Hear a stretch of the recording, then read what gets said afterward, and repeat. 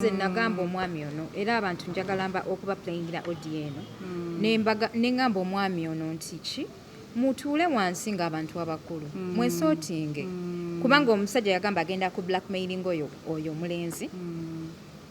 basirike yali endooza alowooza ayinza ogenda babloggers abalala n'abaako ne byayonoona kozi ye nga ya overreacting nga kiki ennyo yeekwasanga ekintu kimu nti bamwonoonedde famire ye naye ensonga eyo teyagikwata bubi kati yatereezezza ki simanyi nze ndaba yayongedde nakwonoona bintu bakakati yayagala oba omuwala akafiremu yekka ne kati n'ebifaananyi bye ndabye bitambula ku social media kubanga namugamba ne mugamba tuula wansi n'omwana ono akwetondere era ne twagringa actually abantu abali ku channel yange bandaba nga nsoose videos n'enzijjayo nasooka n'enzijjayo for like 4 hours ate tugenda okuva eri mugundi okuva okwetegeka tugende mu kukima awaadi ng'ate ebintu biri ku social media webale nnyo ne ngamba kati ate kiki kyenkyataasa omuntu njogedde naawe bulungi nze nali nfudde okkiriza mbwe togenda bifulumya nagwana nogamba jati nedda nga ze sibiraba nga sinnabiraba ndebye kaki oyo omuwala Debbie ng'awandiisa embusimanya webale kutuwa noodles kubanga omulenzi bwe yagenda mu inbox ye yamugamba tontiisatiisa ndoza yalowooza ga yamutiisa nange nina nizo ku email ng'agamba oli ow'ebweru kati ow'ebweru namugamba news ki z'olina eziri ku email so zindaga gwomanyi ne we bakozesa email ng'omusajja gayi nga bwamugamba kati gayi n'abinsindikira Debbie Pretty Nicole tweyanziza bunnodoozi bwaffe awe nakoma okutegeera ne ŋŋamba Allahu Akbar tufudde bannange wakaaba amaziga gyati Hadija nawulira bubi kakati gwe omusajja yakuweereza ebintu bye tewabibikkula kakati nze wambimpeereza nabibikkula bampeereza n'ebirala ebyomuwala omulala mbw ali Nigeria mbu tiktoka sisobola bibikkula era we nalaba message eno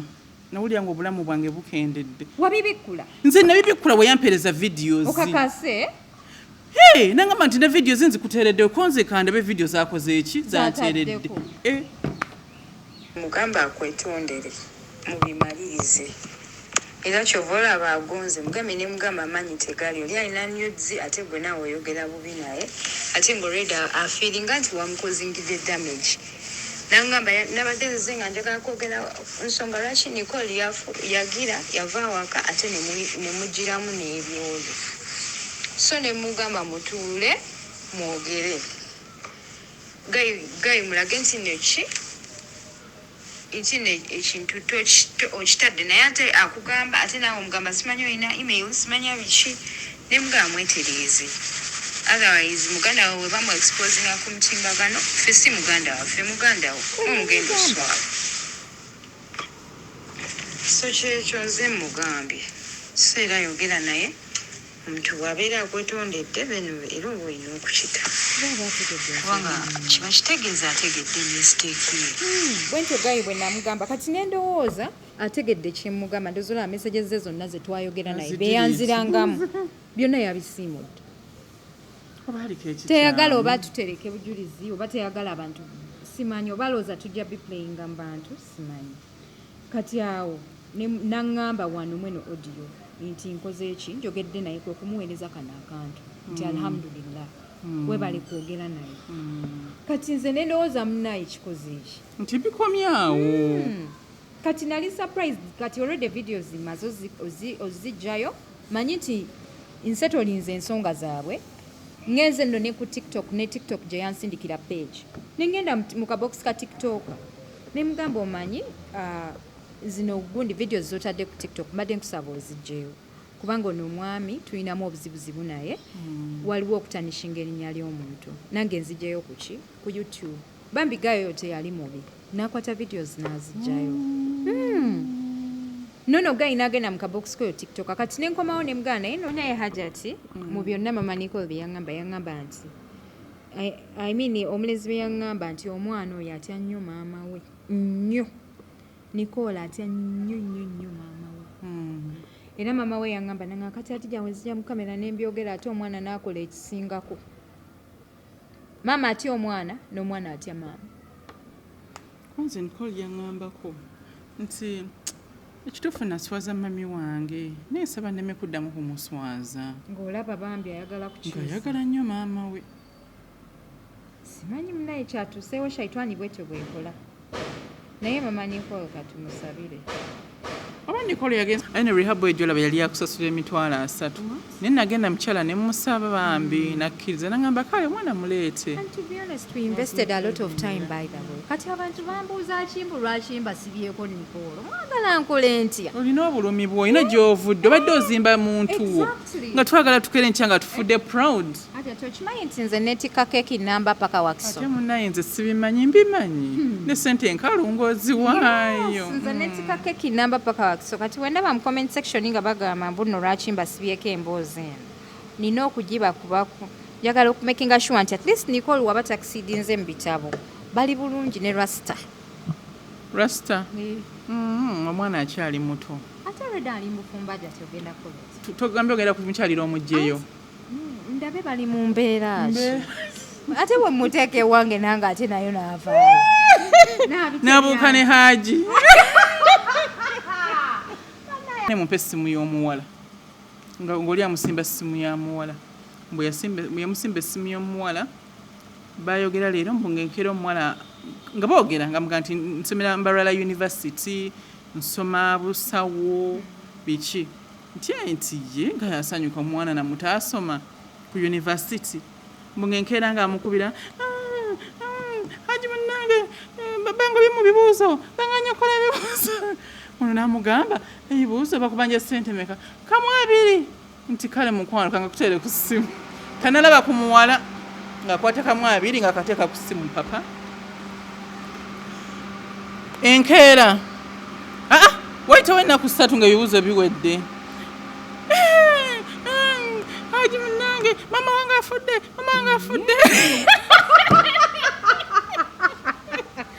ng'amubuuza nga bijjira kumukumu bannaye n'omusajja gwatanalabako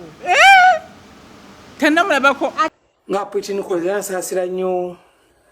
omukyala Dr. Kulthum eno ensuwa akagiyingira mukwano ojja giwulira ey'okuyamba abo abaana tebayambika nensaasira nnyo abamuyambyeko nga Badija Kigozi waliwo omukyala w'e Germany Mama Germany naye benna kuyamba eyo swago y'okuyamba mwalaba nze nga njogera ne mulati kyangu ne swago y'okuyamba yonna eri kapo bweti nti okuyamba toyamba olw'okubanga oyagala ensi ekusiime.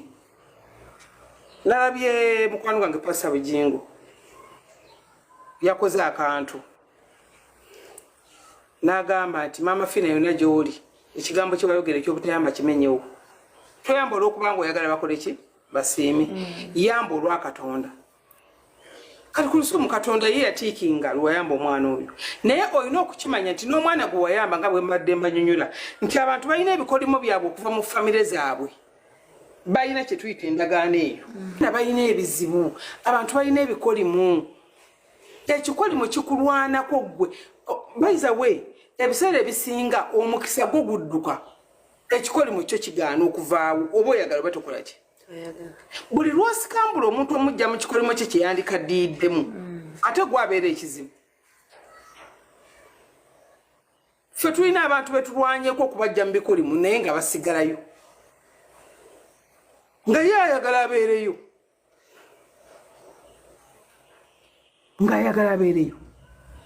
ffe tulina abaana betuweeredde. Nze taamu emusoba baga nti mpeza abaana 10 bameka sisobola ate nga nasalako bempeerera naye eri omwana gwoweera ng'olabye ddala nti oyo alina ekikolimo okuva ewaabwe ng'olina mutwala mwambulula kimulondoola. Kati n'omwana oyo alina ebizibu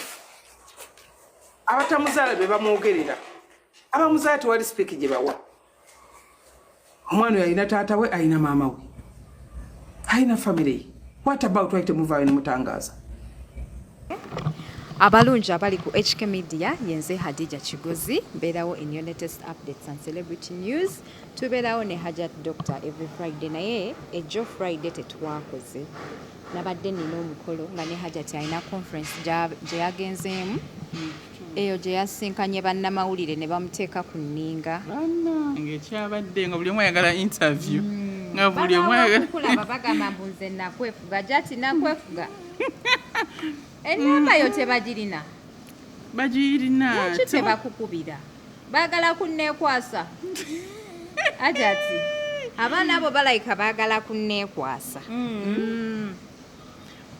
kale alayika wanfunamu omukisa nze nkwagala ng'omuntu alhamdulillah kuba omuntu asobola okusaba interview n'ogaana n'omugamba ombuuza ku ki kati yagala nkugambe kinze ndi busy nonyako next month alhamdulillah neyanziza ndooza kati obubaka mubufunye yenna yagala Hajati totya kuba kusimya Hajati mukubireko totandika kwekwasa nti Hajati muganya okujja eyo kubanga ono Hajati wakitiibwa yasalirawo ekyokukola anyway twagala okubeebaza nti mwebale kutulaba mwebale kutwagala abatwagala abatatwagala tetubalinaako buzibu ffe wetuli okusigala nga tuweereza naddala ku nsonga z'omwana omuwala abantu bagambye nti emboozi ya Pretty Nicole tugibakubye maaso naye neebeere lesson eri abazadde mwenna Nicole tetumuleeta wano olw'okuba twagala content olw'okuba twagala mutulabe naye tusuubira nti tulina omuzadde gwe tusomesa omuzadde kati for example ali ku kyeyo tomanyi mwana wo kyaliko osobola oyigira mu experience ya Nicole okitegeera so ebintu bino tetubireeta mu ngeri ya kwejalabya bannaffe mututegeere mutufune bulungi yenze Hadija Kigozi nyongera okubeebaza mbajukiza nti mugendeko ku Platinum Wellness Spa oyote ubutirize ka skin ko bakole ne profession Jati olyotya nze bulungi eryotyeyo weekend gikulike nagiyisemu yabadde mpanvu eringa yabadde emyaka 10 tetunaba kugimalako naye olinganga eyagiyita Katonda ayinza okukuleetera ekizibu nosala kilo 3 mu lunaku lumu nenga bujjagala osala weight nga tegenda ngoyina omukwano Mukama sigati wayoba Hajati abalala nga gwe mu ggwanga nga 20 muba mwesiimye Uganda ejja kuba yeesiimye buza ku bantu Hajati abali ku HK Media assalamu alaikum warahmatullahi wabarakatuh mwebale kubaako mwebale kubeeranga nga mutulindiridde mbalaba mu comment section nga mbeera bambi musima bye tukola naffe tubaagala nnyo era tujja kubaweerezanga ebiseera byonna kitegeera nakomwa okubalaba ng'owangudde award iba neekulikayo navaayo webale kutwalako mu bakungu naye ontambuza obufoofoko baby shot it mutumiddeko otambula n'omuzira otambula n'abalangira nawe ofuuka mulangira kale nawe oli mu kintu wali eri nga amagye gakukuumye wali oli kumpi ne prime minister baministers bali awo nengamba ye DJ wange ko omuze gumu bwe guti Jati ogumanye ogukyankaluubiriza naye nja kwekola Hajati wallahi nja kwetereza inshaallah tereza manye yagala kunkuba mutwe kati obuuza kati ate bino biki bye wasibye ebya red nze nkugambye Jati inshaallah nja kwetereza nze nsabira olaba nali njogera ngeri nali nkunamyamu ku macanga simyo teriiko kubanga okera okusala ekimanyi essimu ekera okubeerako ng'omaze okusala n'oteekako essimu kati waliwo yajja mu comment section mbune Hajati lwaki oli mbu yali gye yasalako bibiri byateeka ku mutwe eri bambi alowooza nti tosaala olw'ebiviiri munneyo abantu abandabira ku social media tebamanyi naye saagala bammanye njagala just bo balowooze kye baagala nze ekituufu abanga ate munange omuntu era aba n'obunafu kati no yennyini ayogere byalina obunafu ate abamu bakola n'ebinene ebisinga ku byaffe Jati nakyusaamu naye saakugamba lwansonga abantu platform yange gyekoma okugejja gye nkoma okufuna abantu abankubira amasimu ndoza nzijukira lumu nazikukako ekiro nawe oba ndoza wali ozukuse kusaala naye nkugamba nti esimu enkanze so nakyusaamuko esimu yange njijjako ebeerako kuva saanyeezo kumakya paka saanyeezo ekiro mbadde sinnakimanya kati mba nsigaddeko ku WhatsApp naye wonkubira esimu ebeera teyitawo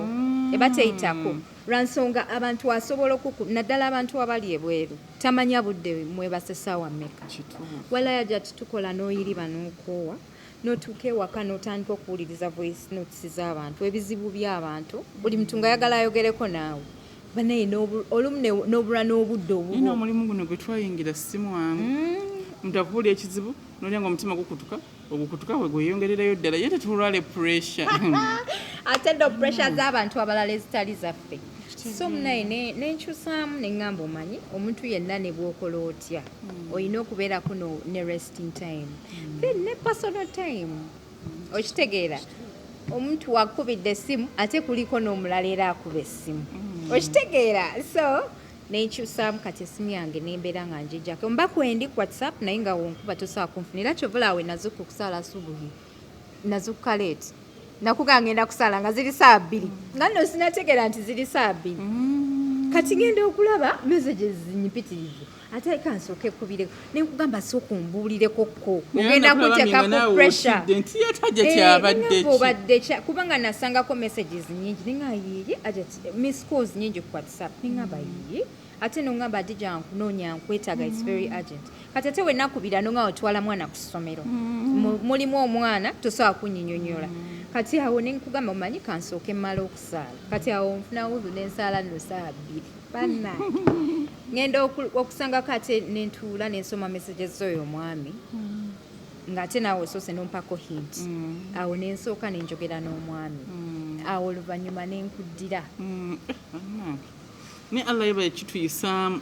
kale bambi abali eyo tibamanya kyewayitamu exactly ate kyali tekigenda kubeera bwekityo nali ndowooza biwedde kuba nze nagamba omwami ono era abantu njagala okuba playingira audio eno neŋŋamba omwami ono nti ki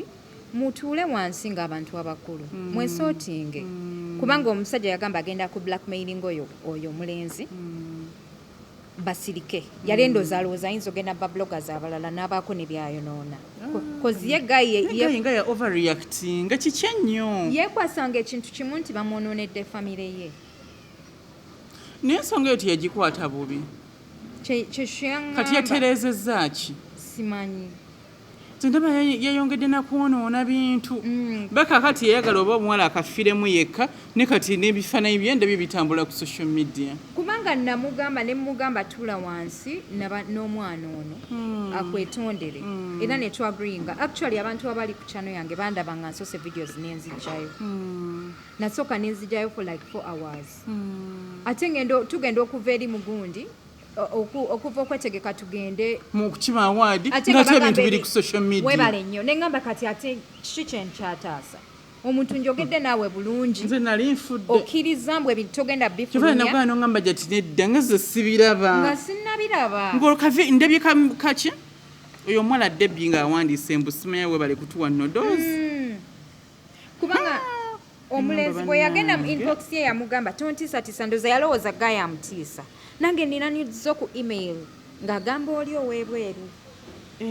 kati ow'ebweru namugamba nudes ki z'olina eziri ku email so zindaga gwomanyi ne we bakozesa email ng'omusajja wamugamba gayi nga bwamugamba kati gayi n'abinsindikira Debbie Pretty Nicole tweyanziza bunnodoozi bwaffe awo ennakoma okutegeera neŋŋamba Allahu Akbar tufudde bannange wakaaba amaziga gyati Hadija nawulira bubi nawulira kakati gwe ebisajja yakuweereza ebintu bye tiwabibikkula kakati nze wambimpeereza nabibikkula bampeereza n'ebirala ebyomuwala omulala mbw ali Nigeria mbu tiktoka sisobola bibikkula era we nalaba message eno nawulira nga obulamu bwange bukendedde wabibikkula nze nabibikkula we yampeereza videos okakase nangamba nti ne videos nzikuteeredde konze kandabe video zakoze eki zanteeredde nangamba ya Rabbi tukoze tutya nemugamba nekakana tukwasaganye omuvubuka oli muganda wa Nicole akwetondere kyekyo kye namugamba negayo oba lwaki oba shaitani bambi yali emulinnye ku mutwe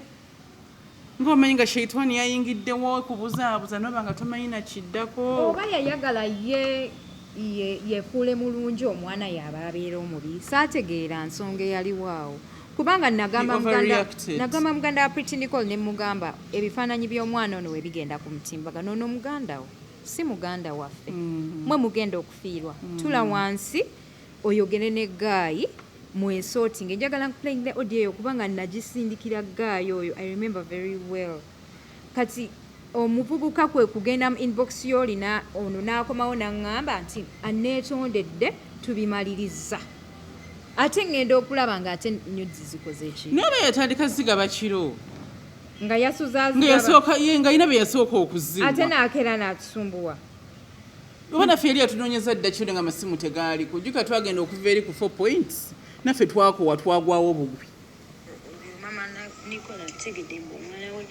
yasharinga obudde oba yenze njogedde n'omuvubuka ne mugamba akwetondere mubimalirize era kyova olaba agonze mugambe ne mugamba amanyi tegali oli alina nyuzi ate gwe naawe oyogera bubi naye ate ng'olweda afiiringa nti wamukozingidde damage nangamba nabadde nze nga njagala kwogera nsonga lwaki Nicole yagira yava awaka ate ne mugiramu n'ebyoyo so ne mugamba mutuule mwogere gayi mulage nti neki ekintu okitadde naye ate akugamba ate naawe omugamba simanyi olina email simanya biki ne mugamba mwetereeze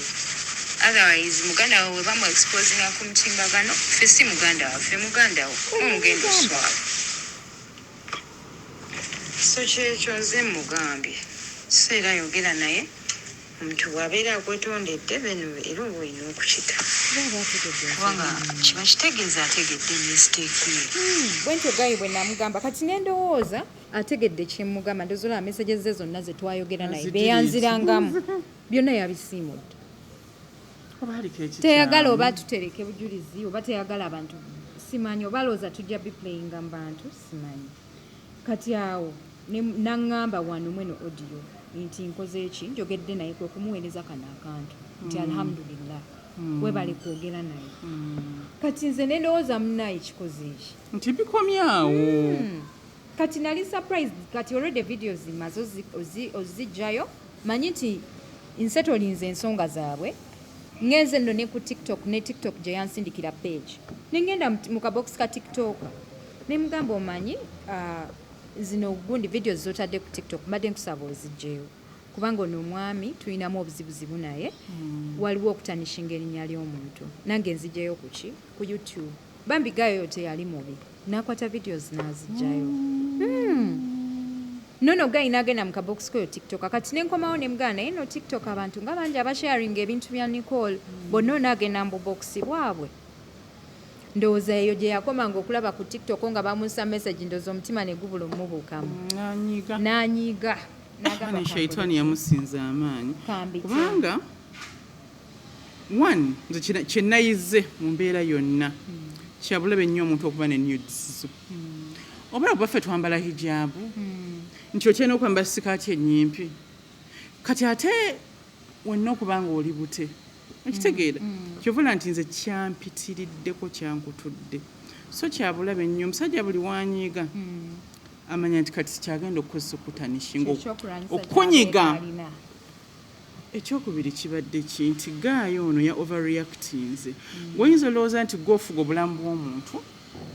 oyoba yalowooza nti agenda kumutta akibuukemu naye nze ndowooza nayinza obba alina bye yafiiriddwa buli omu Allah amusobola okitegeera buli omu Mungu amusobola kituufu tewaliyo omunene kyekigambo kyogedde buli omu Allah amusobola nze ntunuulira omuntu nga yeerijja ku muntu ng'alowooza ali waggulu nnyo hatati naye buli muntu Allah amusobola nze kyova olaba abantu abanwanyisa ku social media okwo mbatunuulira ne ng'akalera babano tebamanyi haso gye mpitamu kuteeka content ono ku channel kati njagala nkubuulire muganda wa Pretty Nicole ye yajja mu inbox yange nakukubira essimu nga sinaba nakugenda ne nkugamba gyati omwana ono muwe platform anyinyonyodde bwe biti ne bwe biti noga bireete tubiwulirize era ne nkwata kubo nengenda nensinkana oyo omulenzi sebo namugulira ne lanchi namutwala nemugwira lanchi nemukwata bulungi netwogera netuvaawo netugenda gye tukwatira ekifo tukisasula tetukwatira maka gaffe ne bagamba kamera wano okugisasulatemanyera omwana wabeerera n'ekirowoozo mbw ayita w'amawulire bajja yita n'abalala bwekiri bw'ataali mpisa yaliisa omuntu omulala so kati ndaba abantu ennaku zino balina tufuga obusungu saidi zombi ndoza zaalina obusungu anti kibi okukola okusalawo ng'olina obusungu kibi okusalirawo obusungu n'eddiini ekyogerako kibi nnyo okusalirawo mu busungu muyinza okukola ekintu kati obusungu ne bukka n'ogamba kati tunulira abakyala abanoba nga busungu nanobana agenda nafumbirwa neiba no nga tannafumbirwa afulumya ebintu n'atuuka wali nga takyasobola biyingiza but hadijja okunoba is part of marriage the process nga takyasobola kubizza tojjukira omukyala ku gataliko nfufu eyanoba n'atuuka okukomawo n'aleeta obusefuliya nga mujja waali mu nnyumba nibana nga basajja b'ennaku zino olemwa aganya bonoba nosanga nga omusajja awasizza nga yakukoowadda teyamanyira kubeera awo ng'engoye singolole aba teyakukoowa toliiwo naye aba agamba kati nze nsula entya mu buliri nzekka yamanyira osulamu n'omuntu omunenya kitini naye nedda era omusajja aba talina magezi omuwala wanoba n'agenda ewaabwe kibuvunaanyizibwa bwo okujja ewa ssenga w'omuwala gye yanobedde nojja ne mwogera mu nsonga n'otereeza n'omukwana bupya nadda mu maka that process kugamba eriso oba ŋŋambe ntya romantic I know ekyo kijjawo nga omusajja ndowooza nvuba oba akwagala nnyo oba alina ekyokufiirwa kyamaanyi ng'alina obuvunaanyizibwa mama w'abaana azza ewaabwe kitogenda yeeka okimanyi nti abasajja abamu abeera n'inside dish kati gwe omukyala w'omumaka w'omulagira nti oyo omuwala omutegedde kyova abakyala abamu akebera essimu ya bbaawe n'afiira muli obusungu tayagala alaga omusajja nti oyo omuwala amumanyi kuba bwana amulaga nti amumanyi agenda mmutongoza abana abakyala bosanze wano balabye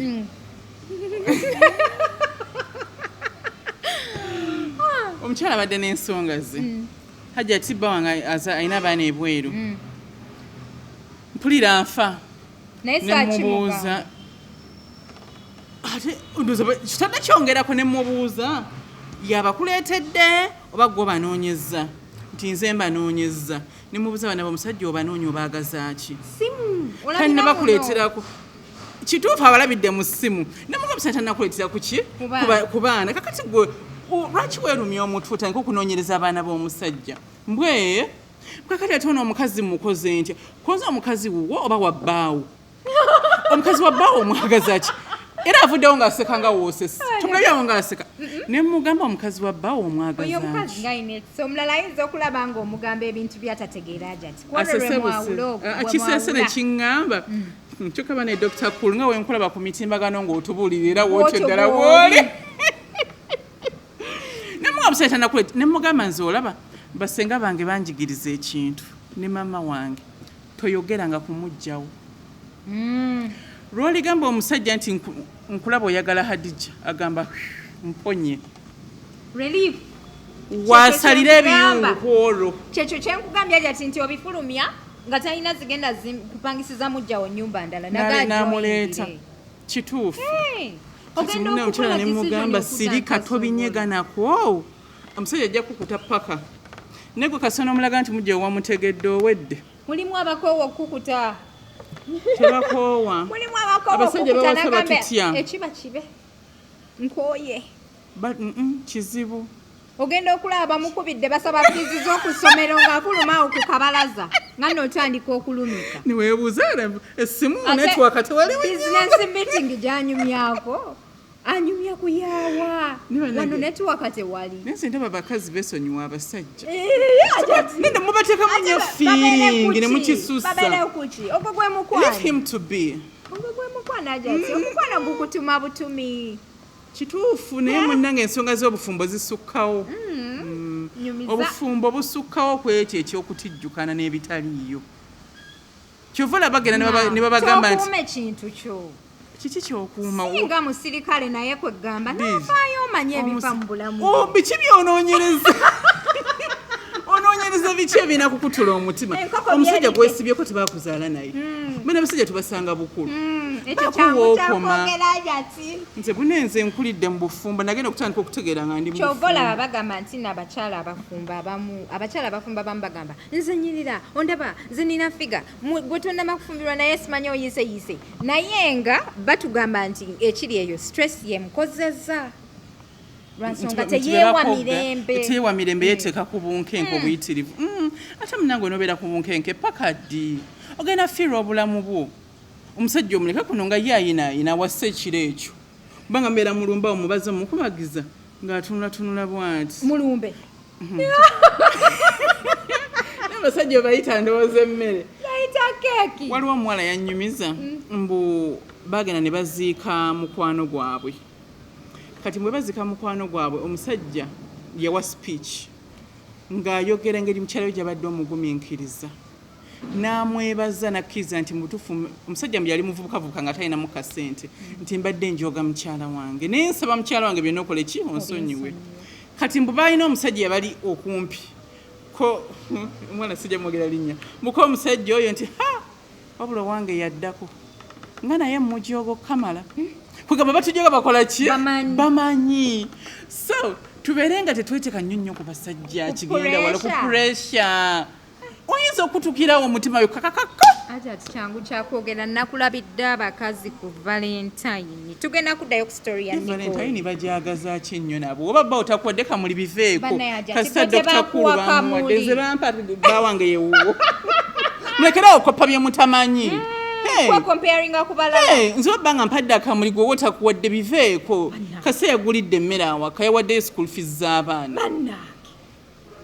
akamuli ka valentine kafuuka masi kakulu nnyo jati nokera ku macanga ingeni atakuwadde kamuli gwowulira oti ajja kukampa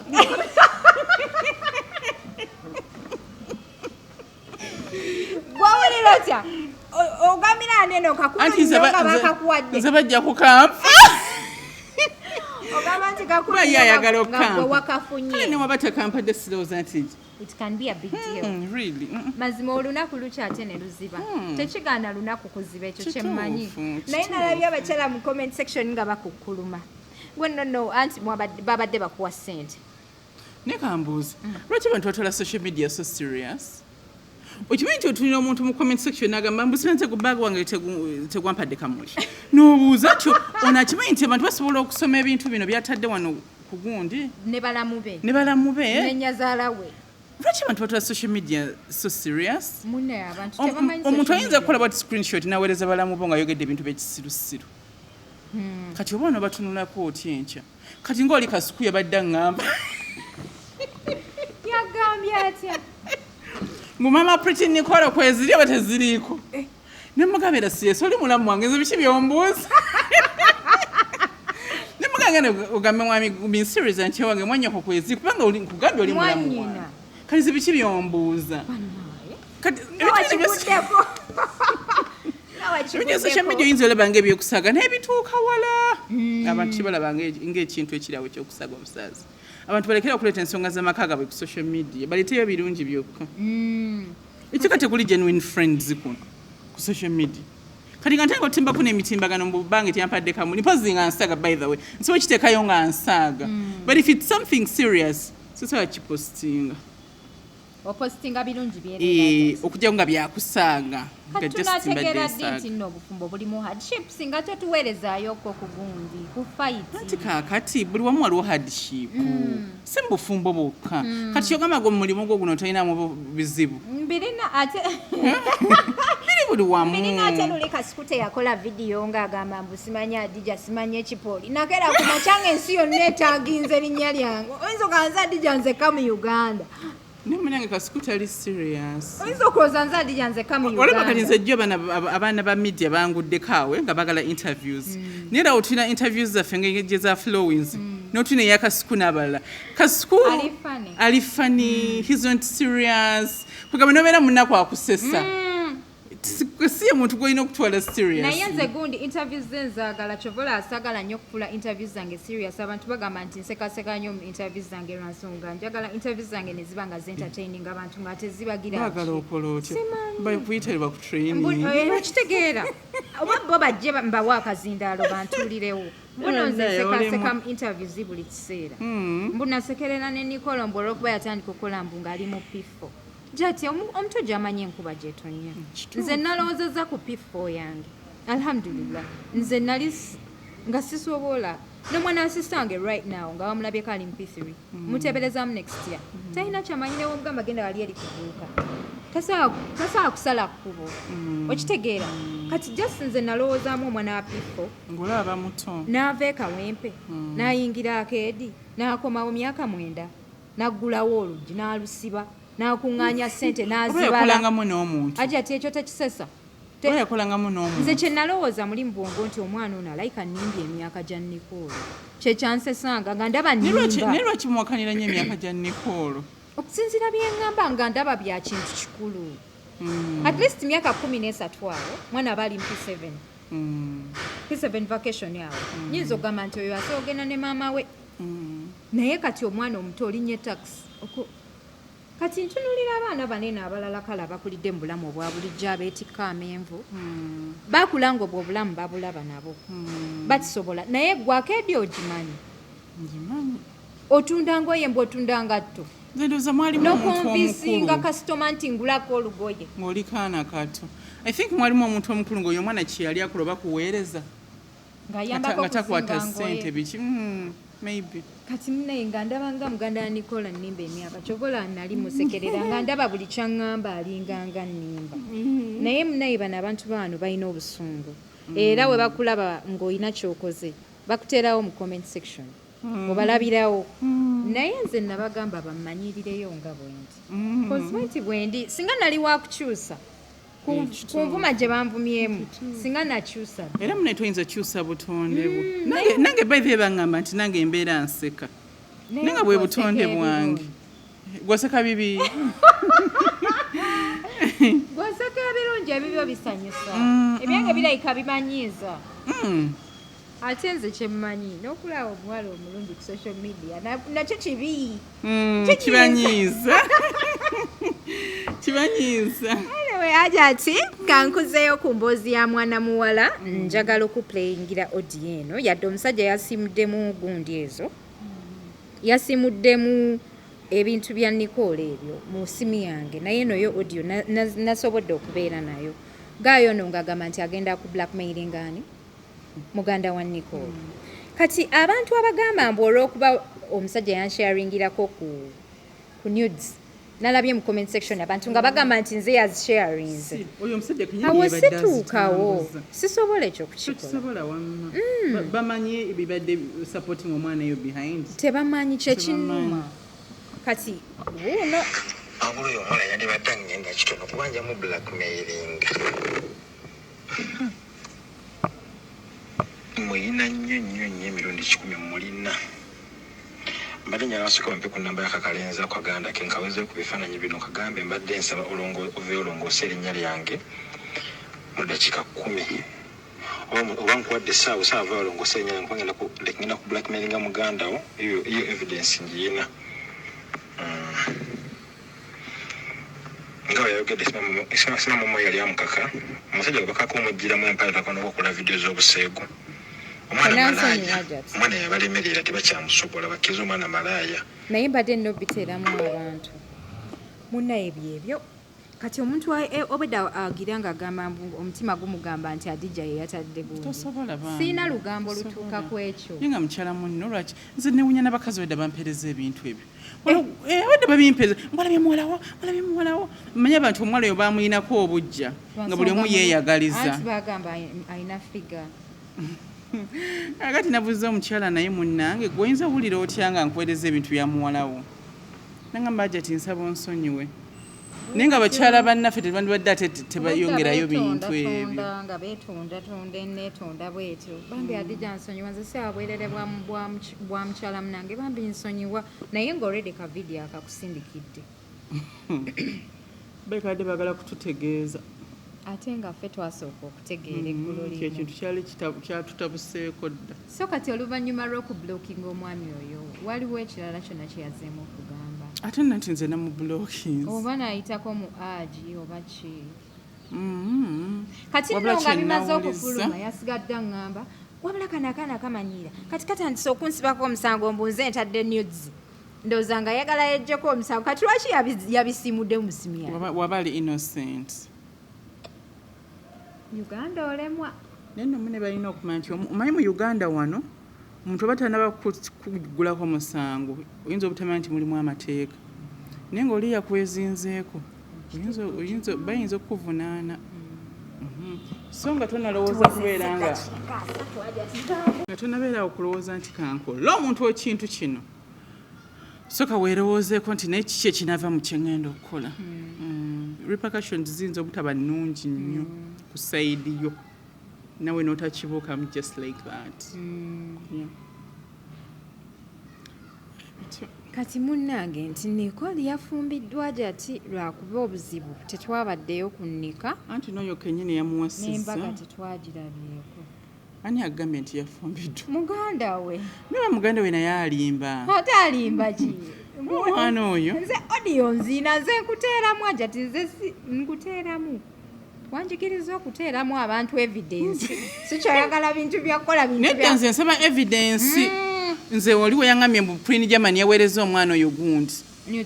Nabagambye njagala evidence kubanga ekisooka omukyala oyo twali naye mu kuyamba omwana. Kugamba nga mukyala munnange nabadde mpulira bubi. Wabanga kituufu yakikoze tukitegere nti yakikoze. Naye ng'ono yennyini yazituwaddeko nga tonkakasa nti ono si yali mu kutambuza ebintu ebyo. Kitegeera nga Queen Germany aba yazifuna atya ng'ate mukazi ku mukazi. Ye kakati yakyogera akakasa atya atulage wakakasiza nga naffe tukakasa nti ono yazituwadde. Meaning nti yaziwadde nani? N'omulala yazituwadde nawa ne muganda we ne oba ne baani kakati n'agamba nti Queen Germany yatuleetera lwaki oweereza muganda we ate nga muganda we mulenzi okitegeera lwaki oweereza muganda we kale oweereza nze Kigozi oweereza ne Hajati it's okay lwaki oweereza muganda we yate wawanyo ziweereza kojjaawe he overreacted obusungu bwamuyitiriddeko ensonga n'azikwata bubi anze omwami wange munaye kugamba yabivire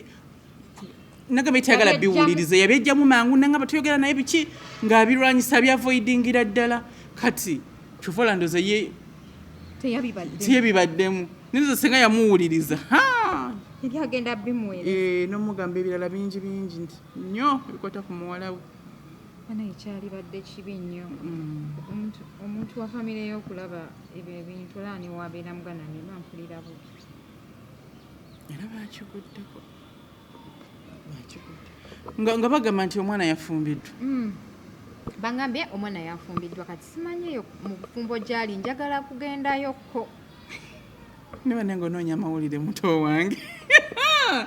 wangi amawulire gali kussa aliba ali awo ku geeti nti pipi Nicole mbakoleddeyo shopping nzize kukulabako ne nani abe kati ani yefumbiza bamami we yamuwaddeyo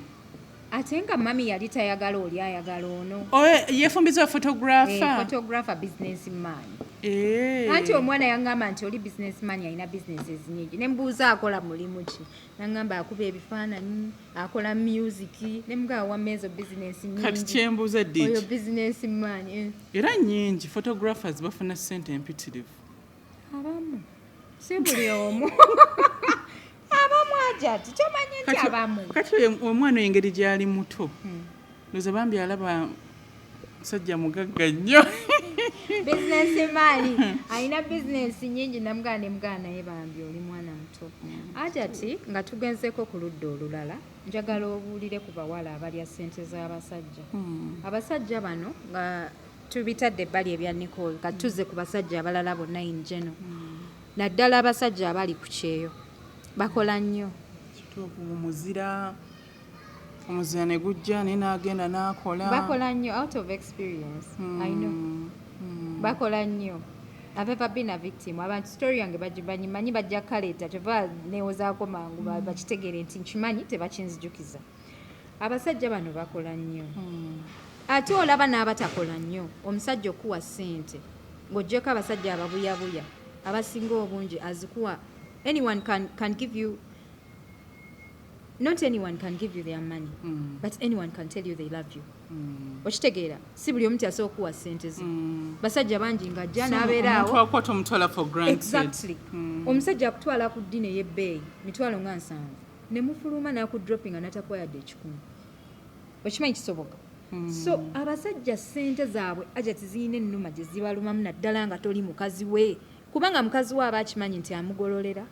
amuteerako switch wali amazzi ne gawoominga ate n'agampimira wali mu kiyigo. Naye abasajja lwaki bawa abantu ssente nga si bakazi baabwe? So ate bw'oba odating omwana w'abandi ajja nze nabaga mugjewo ebintu bya dating myaka 5 odatinga najoza nakugamba mwaka mulamba odating oli mukuwa muwala ssente wanojjanga otukabire tukolere ki kyakuwa ku ssente anti mwamu bwangu akuwa sse temumala budde kati baabo baali bunaayira omwana ayina okusoma obimanyi agenda kumuzaayo ekituufu yali amuzaayo agenda kumuzaayo kati nze ntunuulidde abasajja enjeno nga sinatunuulira wa Nicole oyo nti abawala bangi muno mu tawuni abagenda okusinkana ekizibu kyekimu nti abasajja ssente zaabwe zibaluma. Nze nasangako omusajja lumu so akyerabira nali ebiseera ebyo sinnaba kukola mawulire nga ndina ku university yali boyfriend wa mukwano gwange naye ng'atenda x na yatuka okukola statement n'agamba oyo omuwala Sauda njagala okubeera satisfied nga mulabyayo kyakasooli kukuba. Yes gayi yalina musiramu so amwerabira bamwita Abudu yali asala enviiri wobeera onzikira omwana teyamwetondera nedda yagamba oyo omuwala yalya ssente zange naye nze kyenjagala ekyenkomeredde mulaba yagala mpakinge ku kkubo gula kasooli oyo mukazi yayokya kasooli ku kkubo. Kati imagine omuntu okukolimira okutuuka kweyo level. Omuwala oli ku university osomye kitegeeza ogenda afuna degree bwonna amala degree otegenda kugasa ate nga abantu bangi babalina degrees naye nga tasobola kugenda n'atuula wali eri ku katimba okitegeera naye ye nga wamwagala awo. Kati abasajja ssente zaabwe ziyina ennuma gye zibalumamu ajati zibayisiza ddala bubi. Olaba n'okuteeka obuteesa ekirowoozo mu bwongo obwe nti n'agenda kukuwasa n'atakuwasa kimuyisa bubi. Ate ffe tekituyisa bubi. By the way oyogera ku basajja tekituyisa bubi. Twetwogera ku by the way naye obanga otaddewo ekirowoozo mu muntu nti agenda kukwasa n'atakuwasa toyisibwa bubi. Zazoza depression ze mulaba abawala nga beetuga ate abawala balina omutima gwa nkoko yeetugirawo talinda fe abawala olowooza tekituluma kituufu kituluma kituluma n'osinga abasajja kyova olaba abawala balina emitima gy'enkoko osanga omuwala nga yeetuze osanga omuwala nga atandise okunywa drugs nga tomanyi nsonga ngayise mu bingi. Laavu yeesinze okumalako abantu emirembe mu Uganda nga n'ebyobufuzi tubitadde ebbali n'emirimu nga tugitadde ebbali omukwano gwe gusinza okuleetera abantu. Kituufu era gwe gufuga nti ewaka we watatereera ne mu kkubo tewatereera nti omutima egutatebenkera ne ku mirimu tegijja kutebenkera. So laavu kikulu nnyo okuba nga etebenkedde n'emirimu emirala giba gijja kutebenkera bulungi. Naye nga baba nabawala mu butuufu alekerawo okulya ssente omusajja bajja bakolimira kolimo bibakwata bakolimira nti omwana amunayo kyekasooli ku kkubo. Gayi agamba ayagala amulabe ng'ayokya kasooli ku kkubo nga ye eryo essanyu lyagamba. Ate munnange ebikolimo bikwata by'omuntu gw'oli azaamaanyizza. Osaaga okulya ssente z'omuntu nga togenda muwa kyayagala. Abasajja bano abamu bayaaye they expect something in return either okuwasa oba okubeerako naawe ekimu ku bibiri. Kati bw'otakolako kimu ku byo oteeka omusajja ono mu matigga babakuba n'amasasi bulijjo okitegeera. omusajja n'agamba kale ffena tumufiire. Kati ekyasinze okuluma omwami oyo kwe kuwulira nti ate Pretty Nicole yagenze n'omusajja omulala ow'enviiri ate businessman ate nga mukubi wa bifaananyi n'atabuka n'awunga. Kati muganda we Ebya yali ayogera byaki lwaki yali asamwasamwa? Anti kati muganda we temwamutegeera. Bwe yatandika yagamba bwe yali amaliriza yagamba nti Nicole antumye kubanga ye taliiwo. Naye omwana oyo ddala baamutuma. Kati yeereeta. Nze muli ndowooza omwana oyo naye akisussaamu. Gamba oba yakisussa busussa naye nga Nicole asobola okuba nga yamutuma. Ayinza okuba yamutuma naye teyamuwa byakwogera ebyo byonna. Muba mukyogeddeko omala gajja buzzi mu kamera. Ze ngamba muba mukyogeddeko kikakanjogera bino nti yogera bwoti omugambe ne bwoti ne bwoti. In fact abaana bo beetaaga okuwabulwa. Banga abaana bo bato. Okitegeera. Tamanyi biki byalina kwogera mu media ne byatalina kwogera. kati bwambindooza engeri gye benkana obukulu tekwali yali awabula munne bituufu kati bannaye ng'ate abantu batandika okunnefulira banenyanze nga ninganga nze yakuta omwana ne musiba emiguwa ne muleeta mu interview jati omwana naye ayogera nnyo akisussa omwana anyumya mboozi yali anyumya mboozi kati ajati simanyi woosinziira kuwolereza mwana ono lwansonga simuwolereza wabula nze mbadde omwana mubuulirira mukulu kubanga omwana ali oyo above 18 ogamba otya nti nno bye yali ayogera nti ali above 18 zino twazitwala nti nno myaka mikulu nnyo naye 20 oluusi aba years. akyali mutomu kati omwana 20 years ayinza obutamanyi repercussions z'ebintu byagenda kwogera ngaffe abantu abali ate ati makiwa oyagala kuŋŋamba nti ne Nicole okuteekawo video bwati neyerecording kiri kirala kati kuba ebyo ebintu abakyala bangi baŋŋambye hajat tusaba ogume kubanga abasajja bangi batuggyako ebintu ebyo oba nti bo tebali mu limelight oba oli ebyabwe tebina bakukola ki kuvaayo ne baŋŋamba munnanga abasajja batukozesa ensobi eyo kati ono mwana muto oli muntu mukulu era yamukozesa ensobi naye kyeŋŋamba muganda w'omwana ono ayinza okuba tali mutendeke bulungi oba tali makiwa bulungi kunnyonnyola bintu mu media I think yayogeramu nnyo ebyali tebyetaagisa kubanga kanaaluzaala lwonna kavudde ku bigambo bya mwana oyo anti oli ye yamugamba genda oyogere kubanga maama we yamukuba kati yamutumisa busungu oli yali sasa atula mu kamera ekisooka ali wa mulenzi talina bwavaayo kyakubiri azimba gatadde bamuyisizaamu empya ate yono ye Nicole Pretty gwe tulaba ku social media yali azza atya mu kamera ya Dija n'atulamu bamulabe ng'azimbye amatama yali ayagala kunyiiza maama kuba maama amusibako omuntu gw'atayagala ayagala akyogere nti maama tannoonya kubanga jjukira twakola vidiyo nga maama agamba nti anoonya omwana waliwo TikTok eyagenda nani n'omwana abantu ne bakomentinga mu comment section kati ono alaba vidiyo ajja agamba nti nze muganda wa Nicole story njimanyi maama yamukubira waffe Namasula gye yamusanga n'amuyisaamu nsonga ziva kwani ku musajja maama ayagala wa Bulaaya Nicole ayagala mu Rasta okitegedde ajati kati omulenzi ekyokubeera nti naayogera nnyo yalina ensonga ze zayagala okuyisaawo nibe nange abazadde baliko kale simanyi lwaki maama ono yali ayagala nnyo omwana ono afumbirwe obadde ne story gyenzijukidde waliwo omuwala we nafumbirirwa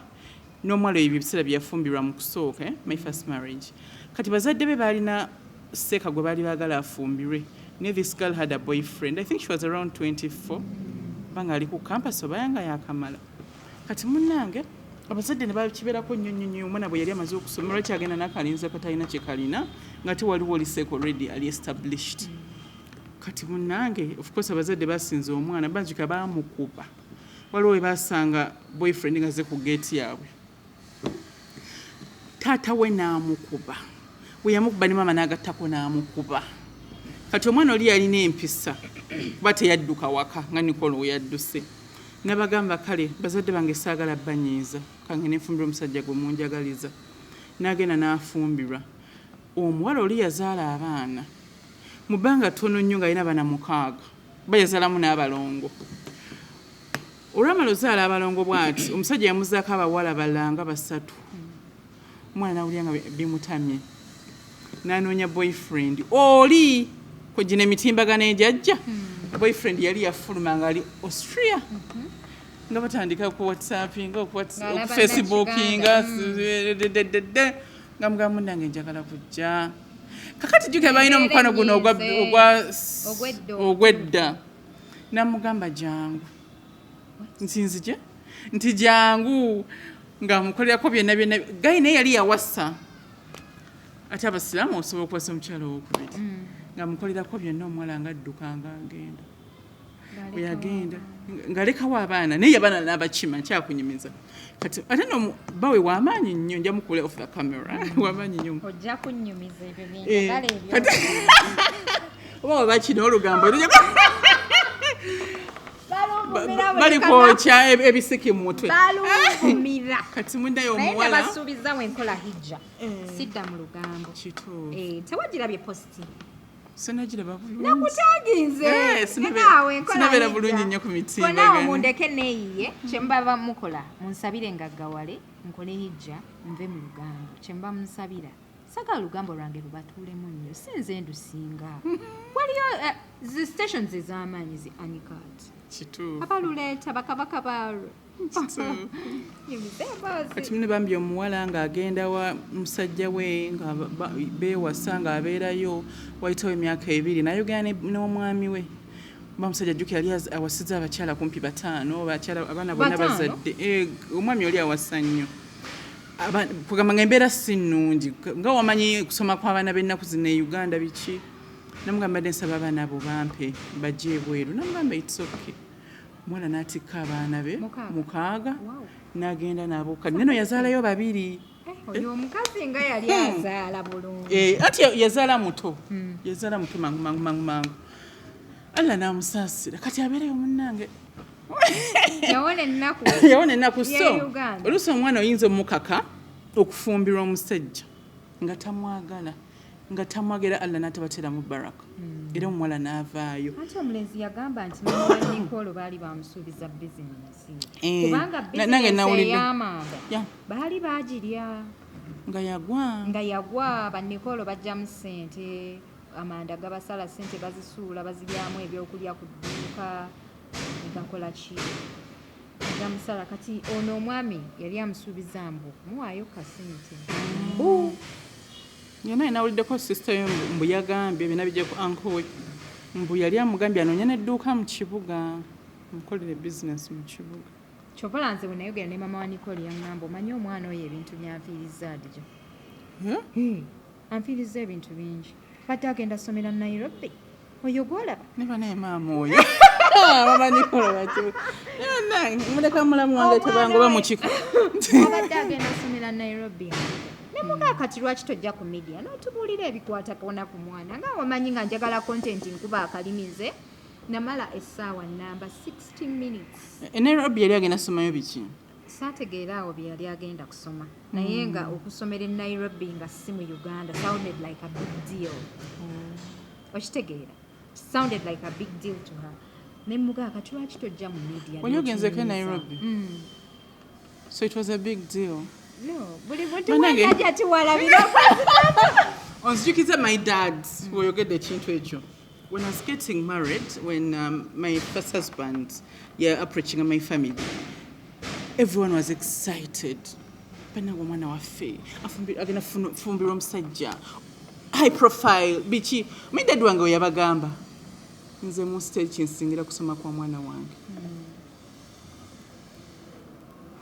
okufumbirwa without education nze omwana wange tajja ku dropping out of school ekitegeere jjajja wange n'amugamba era azaala my mom n'amugamba nkubuulire Allah aba n'ensonga lwaki aleese omuntu ayise ku makame mu ggwanga muno gwoleza makame kagasobola okusabamu omwana babumumma tubadde tusaba tukozesa omukisa Allah gwatuwadde daddy yabagamba on condition ti omwana nga ajja malako okusoma like he wasn't excited kati amaama ono wali excited omwana we ali 14 years ali meka kati mulaba agenda Nairobi naye hajati mu byonna mama Nicole bye yaŋŋamba nti I mean omulenzi bye yaŋŋamba nti omwana oyo atya nnyo maama we nnyo Nicole atya nnyo maama we era maama we yaŋŋamba nanga kati ati jawe zijja mu kamera n'embyogera ate omwana n'akola ekisingako maama atya omwana n'omwana atya maama kwanze Nicole yaŋŋambako nti ekituufu naswaza mami wange naye saba nneme kuddamu kumuswaza ng'olaba bambi ayagala ayagala nnyo maama we simanyi munaye kyatuuseewo shaitani bwetyo bwekola naye mama Nicole katumusabire oba Nicole yagenze olaba nga n'omusajja asuubiza nnyo nga byasuubiza tebivaayo anti omulenzi agamba nti Nicole agenda okukebera ku mutimbagano okukigwamu ng'omusajja alina omukyala ate mbu omusajja teyabimugamba singa yali yabimugamba in the beginning naye teyamugamba besides ekyo ayinza naba omusajja nga yali talina nga ayongera kwejubisa nga talina ssente ng'asavuwaza embeera omulenzi yagamba nti Nicole bamuteerangako data wa $10,000 buli we yaggwangako nga bongerako wa 10 data data nga bwaggwako ne waggwako enkya nga bateekako omulala mitwalo n'abaana bawala musome mufune emirimu bamugende mitwalo 3 2 nze omulezi bwe yaŋŋamba n'emitwalo 2 3 era ssente entono oba niwe ku mwana omuto namugamba naye ey'omulenzi ndowooza kale bo okusinziira levo yaabwe baali balaba ndowooza nga bagudde ku mugagga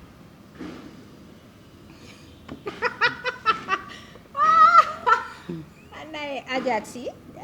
temutukoowa emboozi eno abazadde mugifunemu ekyokuyiga nga muyigira ku muzadde munnammwe n'omwana kubanga ekijja omanyi kinyaga bitono nze ajati ndi gundi mukyo abaana kisooka tubafule bakwano baffe nti nze mmanyi waliwo emboozi eno abantu abagifunamu ekyokuyiga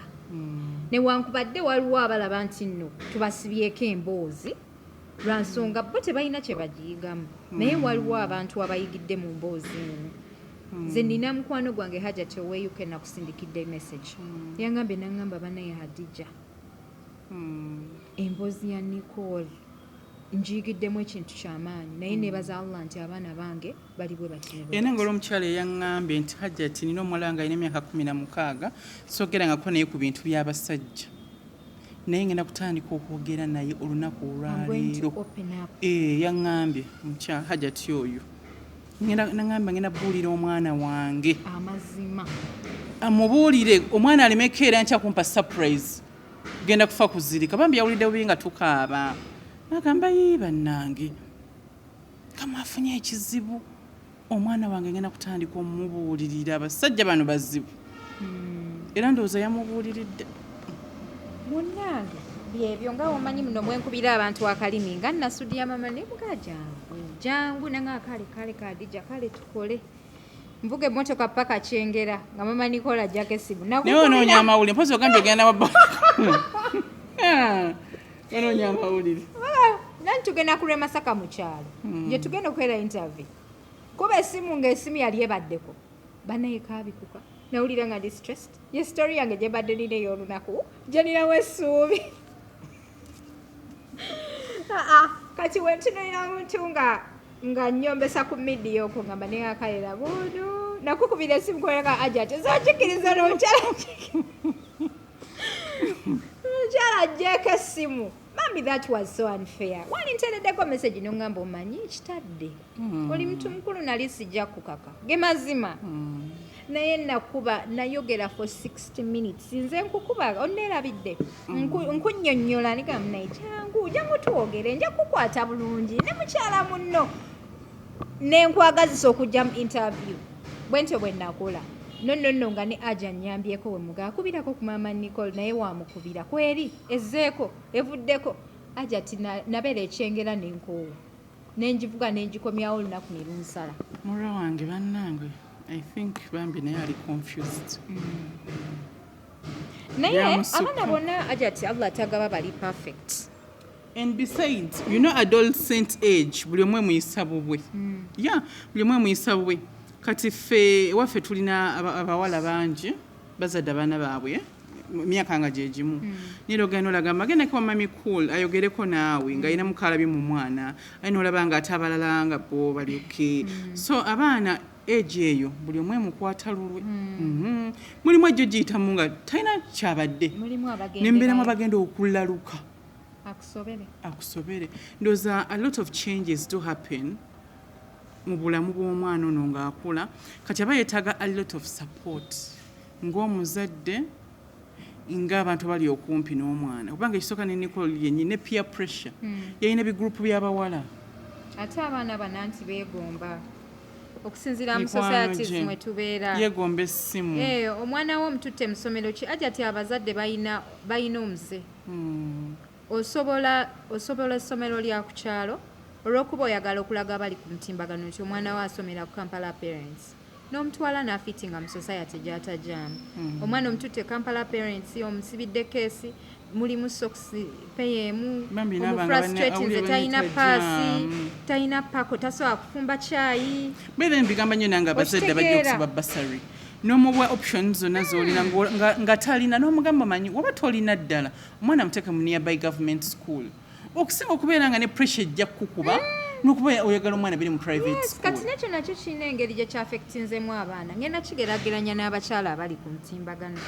olaba serebu akyusa obuviiri omulaba ali mu motoka ez'ebbeeyi tomanyi oba bamwazika tomanyi oba akuba kalango ka nviiri tomanyi oba akuba kalango ka ngoye kituufu ogenda kutandika kugamba nti nze njagala ako akateteeyi Diana kayambadde tomanyi gyakajje oshegera kati n'abaana okwegomba okwe okuyitiridde okusinziira ku communities ze balimu bamanyi eka gye bava exactly nze mbuukira wensobola hajat togenda kuŋŋamba mbuno nkole ekintu nga sikisobola sijja kukikola lwa nsonga enkeera ngenda beera frustrated ate ku mutimbagano mu nsekerere bano baseka obamanyi bakusekerera kyo kituufu era munange omumpi waakoma waakwata gwe kyobawo bagamba kati nga talina mafuta bano abawala omusajja nakukwata nakupankisiza ennyumba gyotasobola $2,000,000 nakuddukako gwe gyotasobola kusasula kituufu ogenda okulaba oli frustrated mu nnyumba tosobola banno bakulaba owanukayo ddayo gye wava so bannaye buli muntu bambi awukire wabuukidde societies abaana ze mubatwalamu nkulu nnyo omwana ojja mutwaleyo omuntu ebirungi obifuna mu maaso atandika okulaba abakyala beeyo mu akeedi nga bo beeyisa bulala ate ye ali mu pifo agamba njagala kubanga oyo omukazi ayambala kundisho lumu nali mpuliza preaching za shek ono mukwano gwange yani gutwabadde naye eri mu awards shek cheyune nali muwuli bambi twasinkana ku javas natunyumya yitandaba we had never met kati twasinkana twanyumya oluboozi tweraba ku mitimbagano however lumu nali mpuliza byali preaching era ku mutimbagano nasomesa nti Allah yategeka obulamu bw'ensi ng'ebirungi biri mu maaso okitegeera kugamba Allah yali atusomesa ensi yajjanga ayisa mu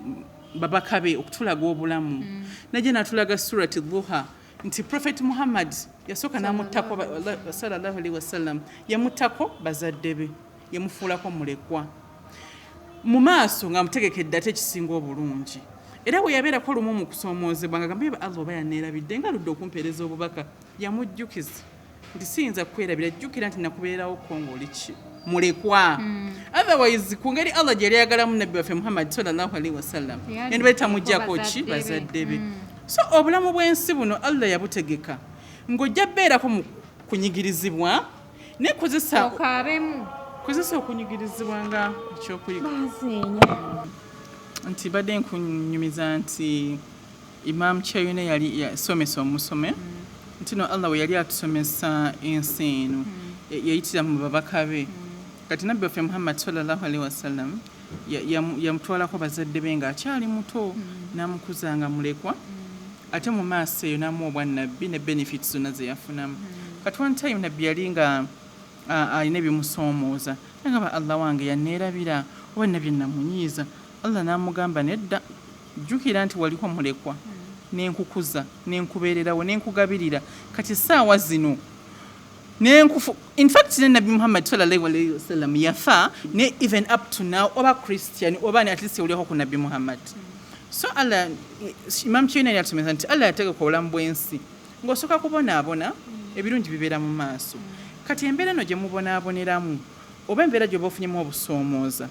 funamu kyakuyiga less strategies nti bannange nvudde ntya mu mbeera embi gye twakuliramu n'osanga omwana ng'ali ku basari naye nga yasemba mu class omwana w'omunaku osemba otya mu class okitegeera manya ennaku yo nti mami wange yeerekereza mami tasobodde nakumpa pocket money naye agenza obeewa Dr. Cool ne yeegayirya ne bamuwa ekifo kati gwe soma genda oli akawunga k'okusomera oba emityere osome mami omusanyuse nti Allah oba oli we yakutegekera nti through your education oliyamba family yo niyo omwana wabeerako mu buzibu ate yeegomba oba Spice Diana yagamba nti role model we Sheila Gashumba anti Sheila Gashumba gwe yeegomba planned kid one and she's an adult sirowooza nti mu myaka gya Sheila nga yenkana ne Nicole yali bwatyo nga Nicole omwana yali nga kusomero ng'asoma bulungi nnyo kati she's an adult ali mbulamu bwo obw'ekikulu gwoyagala obeere nga ye essaawa zino gutanaba nakumala P7 kale wadde wagimenze tunabana kugiyita naye abazadde nze mbakkaatiriza emboozi eno mugiyigemu mugifunemu ekyokuyiga buli muzadde woolisabira omwana wo kuba kati abaana b'omulembe guno siffe si bwe twakulira cause ffe twatukanga mu secondary nga mputufu olina green nga tomanyi oba olikwata ne ku ssimu simbazi tuwa tutuuse ku oli mwana muto tomanyi nti oli mwana muto oli mwana muto iphone oyagala yaki werabanga omuntu omukulu nga toli mwana muto oligenda okulotuka myaka gya kiraga shumbago wegomba ate nga bipya byebiriko yasooka kuŋŋamba yeegomba Diana Nabatanzi ne twagala n'okumuyita wano bw'ayagala kuzanya firimu ate bya firimu ajja tibyako nze simanyi gwobadde owuliza Nicole gwe ne maama we zanti mama we weyongamba mbuno omwana abuze namugamba genda okwate aba firimu obabuuza omwana aliwo balayika bamututte yazanye firimu nga kyendowooza nga simanyi kiriyo mu famire paka munaye omulenzi we yavuddeyo najja n'atuwa olugambo n'aluseeseetula nga bwemwaluwulidde ate ne mumala ne munneefulira mulinga nga bagamba nze yaleese kamera n'enkwata Nicole nga yeeyambudde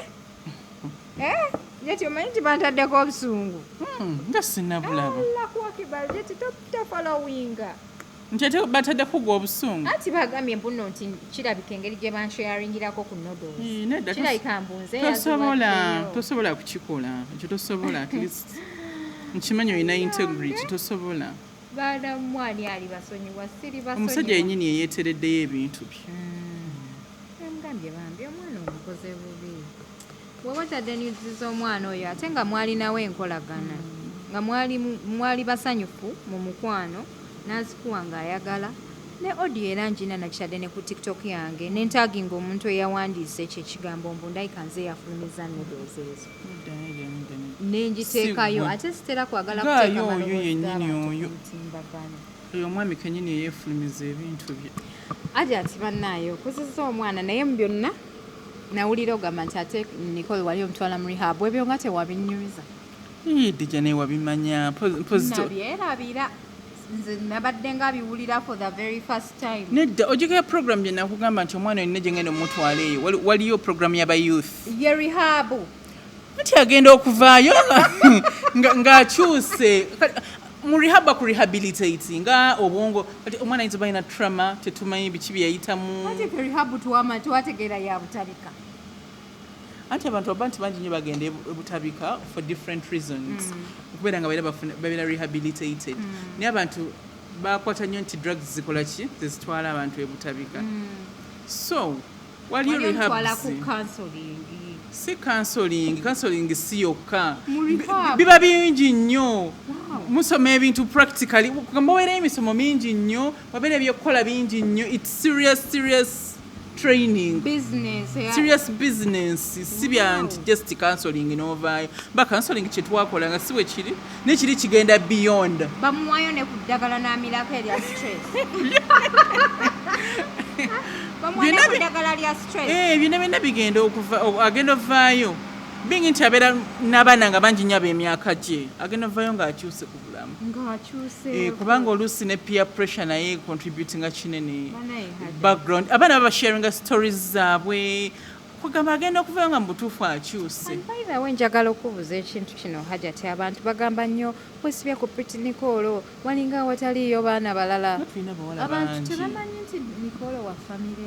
besides okubeera wa famire tulina abawala bangi naye Nicole ye wa media bamumanyi amanyikiddwa kyovala ebintu bye tebiva mu media n'abawala bangi nnyo abatali mu media era olibasangawo kati naye twalabye maama Fina ng'ayogera ku mutimbagano ng'akwebaza neyeebaza ne Queen Germany neyeebaza nange maama Fina si bwe gusoose okuneebaza yanneebazaako kaawo ne ku maama Kasumba I think she follows us manyi naye mukyala mulungi akola ebintu by'okuyamba ebintu by'okuyamba ebyo jja kiwuliramu mukyala tuusa bubaka abale Uganda si keeki nja musinkana twogereko tufune tokia one on one kuba munera ye yabisookamu aludde ng'ayamba abantu omukyalo ekyemanyi niwe abanga akola such as a strong statement. yes yava kuyamba abantu by the way Maama Fina era olwo olunaku we yakyogera abaana bangi bambuukira ku social media okwo ne bamuvuma abaana ba tiktok obamanyi alla ajja tuwa empeera ne bagamba ani yakutuma okuyamba biki mukazi wattu yeekyawa yayamba abantu mangi naye tebaasiima naye ffe records tuziina nze kyokka ajja naye kati yambira mu kamera jate ekizike kyange okiriira mu kamera anti era singa tyeleetanga kamera twanditegedde tutya nti ayamba okimanyi twalowoozezza atulimba kwegamba tetumanyi kyetwagala jate okimanyi tetumanyi kyetwagala kinakugambye ku Rayp nti ate abamu nenyambulira ki yaleeta ebifaananyi ate nga benyini be bamusaba omwana nabalaga nti wuuno omufunye ali mwali mwagala ki kyemwagala mwali mukimanyi temukimanyi temukimanyi kyekandoza twali twagala gye do by do ng'atulagako cruiser abamanyi mwe ababeera ku social media tabamanyi nabamanya mwabimugenda ku social media naye najja ku social media kwe yabibalagira awo ye yatuwaleko abasobola twesobolera so kati bugambo ki bw'olina eri Maama Fina ku nsonga y'okuyamba abantu okusinziira obubaka bw'akuweereza agambye nti nno munaye w'oba oyamba abantu yamba kulwalira abantu tebalisiima ate nalaba mu eri interview gye twakola abantu nga bayogera ku oyo omwana ng'alaga nti ali very like tali appreciative ku bye mwakolera Nicole muganda Nicole so ekiraga nti tewaliwo kusiima wempulira mu rehab wempulira mu counseling n'ebintu bingi shopping twakola shopping jjukira twasala ne cake hajati those memories really hurt me abantu bambuuza lwaki ndeeta nnyo story eno tebamanyi bulumi bwange aine rehab ejolaba yali yakusasula $300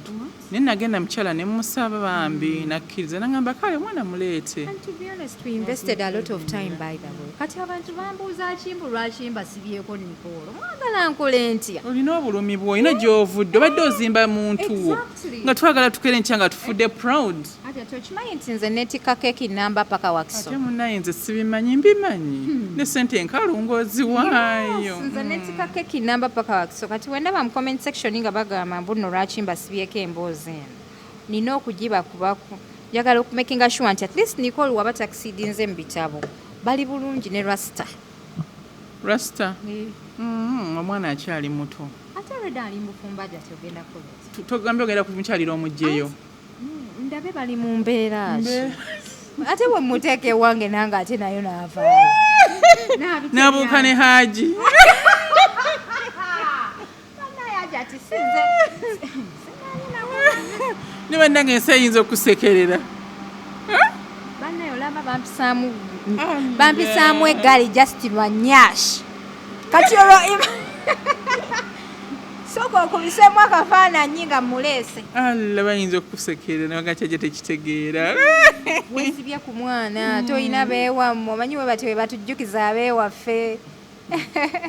mpasi twongere bajjukiza nti oyo naye weewaffe mwana weewaffe tiyava ku muti n'agwa twakulaba mu press conference last time what was it all about bambi ono omuwala Sophie Love akola ku Sanyuka TV ategese alina program bagiyita omukwano akasaale k'omukwano nagiyita bate sigyerabidde erinnya oba it's something family bamakyazaako ne gundi n'omwami wange engineer bagenda bakyaza baali balina bakyaza ku Valentine sinafuna budde she called me naye nga sinafuna budde nenga twagala kubalaba obunamala ate nga mutuvuma nti naye ate kati ekyabuzeemu kati mutubuulye bye mwagala tukole nga tuzze ku show mutu depressinga kati mutubuulye nti bannaye omujja ku show ya Sophie tu expectinga bino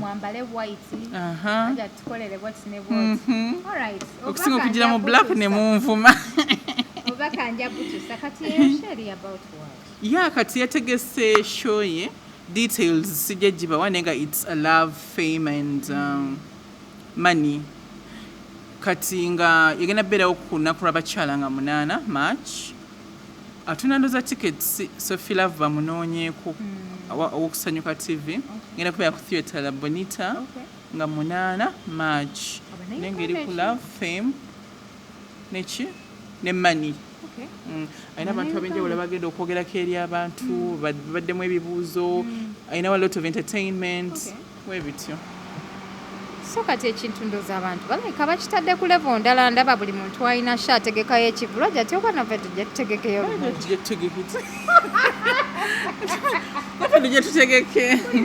tulye ku ssente alina shayo byogera bajje balabe ki okusookera ddala naye nekya Sophie nkirimu nja ndi part of the presenters yeah yemwe abagenda ngenda gendayo n'omwami wange yes buli wabeera n'omwami waino wabeerawo okunyuma kumanyi waliwo bambuuziza mwe omwami nga asitudde awaadi kane mbagamba mubadde nani yabadde alina ogisitula ndowooza bo ba in-laws naye agati njagala okugamba kino mbadde sikikugambangako kwolwo lwe twali ku africana engineer wamutungira akakanzu kafitting jati omusajja ng'otandise omukola bino eby'abazungu ebya Rema ne Hamza akagato akakofiira mwebale kusiima ba in-laws wallahi hajati kwegamba nyongeremu amaanyi kale inshallah nange nalabanga ekintu kikyuseemu nalabanga twali smart bambi kwolwajjo nakona mstapu mashallah neŋŋamba kyekyo 2020 fe etandise valentine kyekyo mwebale kusiima ba in-laws manyi n'abalala baalaba naye ndowooza engeri gye bali eri tebasobola naye nga mpozi kati nabambuuza nti award akwata yaki balina okumanya nti wobeera n'omwami n'atakuwa conducive environment oyinza obutakola mirimu gy'okola tugeze nga gaana okukwata amasimu g'abantu yakustrесsinga naye wakuwa support yes wagana kati mba munansangawo okuddamu kolzamu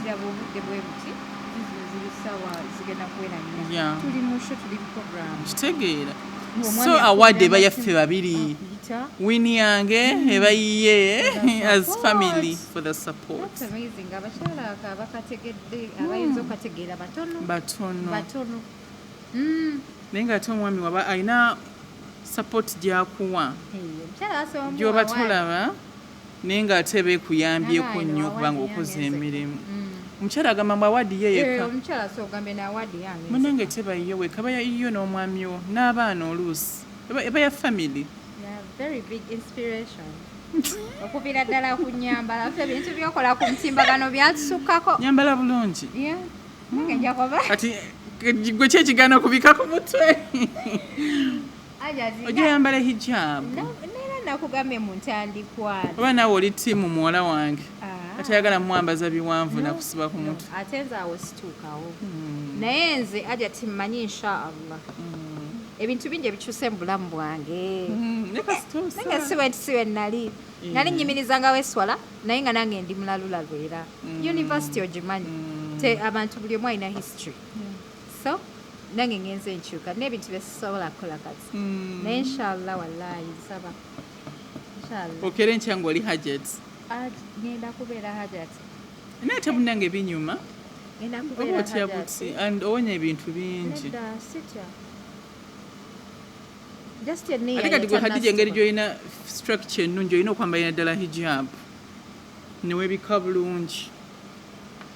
abo bagenda kasalawo bakakuba emaaso I know nkimanyi inshallah ajati nakugaye ngenda kugenda ne Makka byonna biteekateeka inshallah kale munnange mama Fina naffe tukwagala nnyo webali kusiima mirimu gyaffe gye tukola nakubeera nga ogoberera emirimu gyaffe munnange ajati tubeera tuli awo twagala okuyozayoza omwana muwala Rayp nti congratulations Rayp enneeyisayuka gye yeeyisa alaze abantu nti omukwano weeguli essanyu weeriri ate abantu Rayp bamunenyeza naye bw'olwawo okuzaala omwana n'akulamuko ne bwe giba myaka 4 weerabira nti wazaala kobanga addamu obuto okuzaala bamunenyeza mbuki oseka mbuno yatadde gundi yatadde baby bump ku mutimbagano ne gundi ne scan results za scan nze nagambye Rayp waatateeka results za scan ku mutimbagano bayinza okugamba nti ate abalimba ataddemu bigoye nagambye nti abantu balaki batwala social media so serious social media no wegitwala so serious oyinza okutwala mu depression naye nze nalabye ngaeyo scan eyalabise ngaetali ya mwana obanga just akapapula inako gye yakalonze just atusike area newekabanga kabadde ka mwana abana social media benyini bebamugamba ozaala ddi kikitofuna lubuto kati bweyalufunye n'alubalaga n'ayagala alubalaga ate ne batabuka ne bamutabukira kati baagala ki bannaffe batubuulire kikiri kyebali babuuza gyati kyova mbeera mbabuuza nti kati bannange what do you expect from us tubakolereyo kati bo tujja bayiiza ate munyiige kati nze bwe saabalaga lubuto banyiiga nakati bamumbuuza mwana aliwa nabaga munenza abaana bange tebabeera ku social media nti nedda ffe twagala kumulabako wakiri obugere wakiri eriiso nze nabagamba nabalabira naye lwakuba tebanzikiririzaamu naye lwaki tebanzikiririzaamu n'abaana ba social baba batwagala nnyo balayika bagala nnyo baserebu baabwe era nti ensobola ekwagala ye kugwa ku bbwa ekugwako etyange kugamba ozaala ddi ate okiga nti munnange luluno nti ate katulaki otulaga ati bagambye nti Rayp ajja olubuto mu kamera alukola nti nga baagala ndowooza ajja olubuto lwe mu kamera era nga bwe bamugamba nga mbwajja omwami mu kamera kati ndowooza awo ne batuukiriza kati baagala ki bamugamba ofuna enswera ekwagala ye kugwa ku bbwa kati ndowooza ayika bamwagala nnyo bamuconfusinga bwe bamusaba ndowooza n'alowooza nti baagala kyemmenyerayo bateerayo basanyuke ate nze ndi sure Rayp yalaika ekintu ky'okubakaabiramu awo obuzigaziga obwo bwe yakaaba obuzigaziga obwo gali maziga naawe gali matono no se mu bubyaje oyagala akabege baafu oyina gwe wamupimira obuzigaziga bwe buno bwaba slay queen bakaba bakola bati bwengamba obuziga se mu bubi ate era balungi tebakabanga babi balungi kale obuziga bwaba tofuna bubyajaleetera abantu olowoozamu ebirala yali akaba obuziga nze mmanyi yali abasika area awo olubuto olwali mweruli kubanga eryo ebbanga olubuto teruyinza zimbira mu ddakiika luyinza ebba mweruli nga tomanyi yali amanyi naye nze mumanyi yali agira oba lwabalongo naye nga luto yali ayagala tugira yali ayagala tuteke ku pressure wetuli watwagala By the way, omwana controlling internet. Wetuli wenyini awo wabagala wabateeka. Kati awo nasooka n'akaabamu abawe ekyokwogera. Kati waneno najja n'abalaga nti mwali mulowooza biganye. Kati nzuuno oshegeera jati. Abana ba social media bannange nga bambi cons Rayp on your baby bump, you look so good with it. Omukazi okunyirira ng'olina olubuto nga Rayp wanyirira si kyangu. Nesunga baby we. Alalala. Okumulaba. Omuwa ebirabo. That's buuza Joey sasa Joey yali antadde mu group ya WhatsApp. Joey omumanyi that black beauty. Yali antadde bambi mu bali bantadde mu group ya bridal shower ye. No, it's called what? Baby shower? Baby shower. N'ebiseera ebyo when nali Canada. Twali Canada. Namugulira ebintu tabirabanga nako. Nambuza bino bya baby oyo yaffe bakulu namuga kulika bya baby n'ebibyo. Wow, ajati ate nno oli mukyala wa maama. Muki? Byennyini. Olowooza buli mukyala agaba ebirabo. Allah wana amusasa nazaala ki baby ngeno mu ebirabo ebirungi. Ate nze mwagaliza ebirungi. Ate mu baby girl mwangu tusanyusa nnyo ku mutimbagano. Bw'anaazaala baby girl tujja nnyumirwa nnyo internet. I know. Asooke bambume. Mwagala okunyumira. Tajja asooke bampiseemu eggala. Olwaki okuba genda nnyumirwa baby? Ate owuwa ali wa baby we. kati wonyumirwa bebi nga lwe bakuyisaamu eggaali bakuyisaamu anti buli woyogera ku munno nga gwe tonnaba ku kibeera ekyo ekimu era bakuyisaamu tomamanyi bano banyiiga mangu naddala fans ba Rayp banyiiga naye tusabe muganda waffe oyo alla amusumule bulungi fe ebirabo tujja leeta bambi temufrustrating abakyala bali mbuto ku intaneti olubuto luyoya okitegeera tuyinza nodduyo okulwambula olubuto lukeera ku makya ne lweyoya ebifaananyi ng'oli ngoye za pink nokeera ku makya kubanga omuntu ng'olisilekuli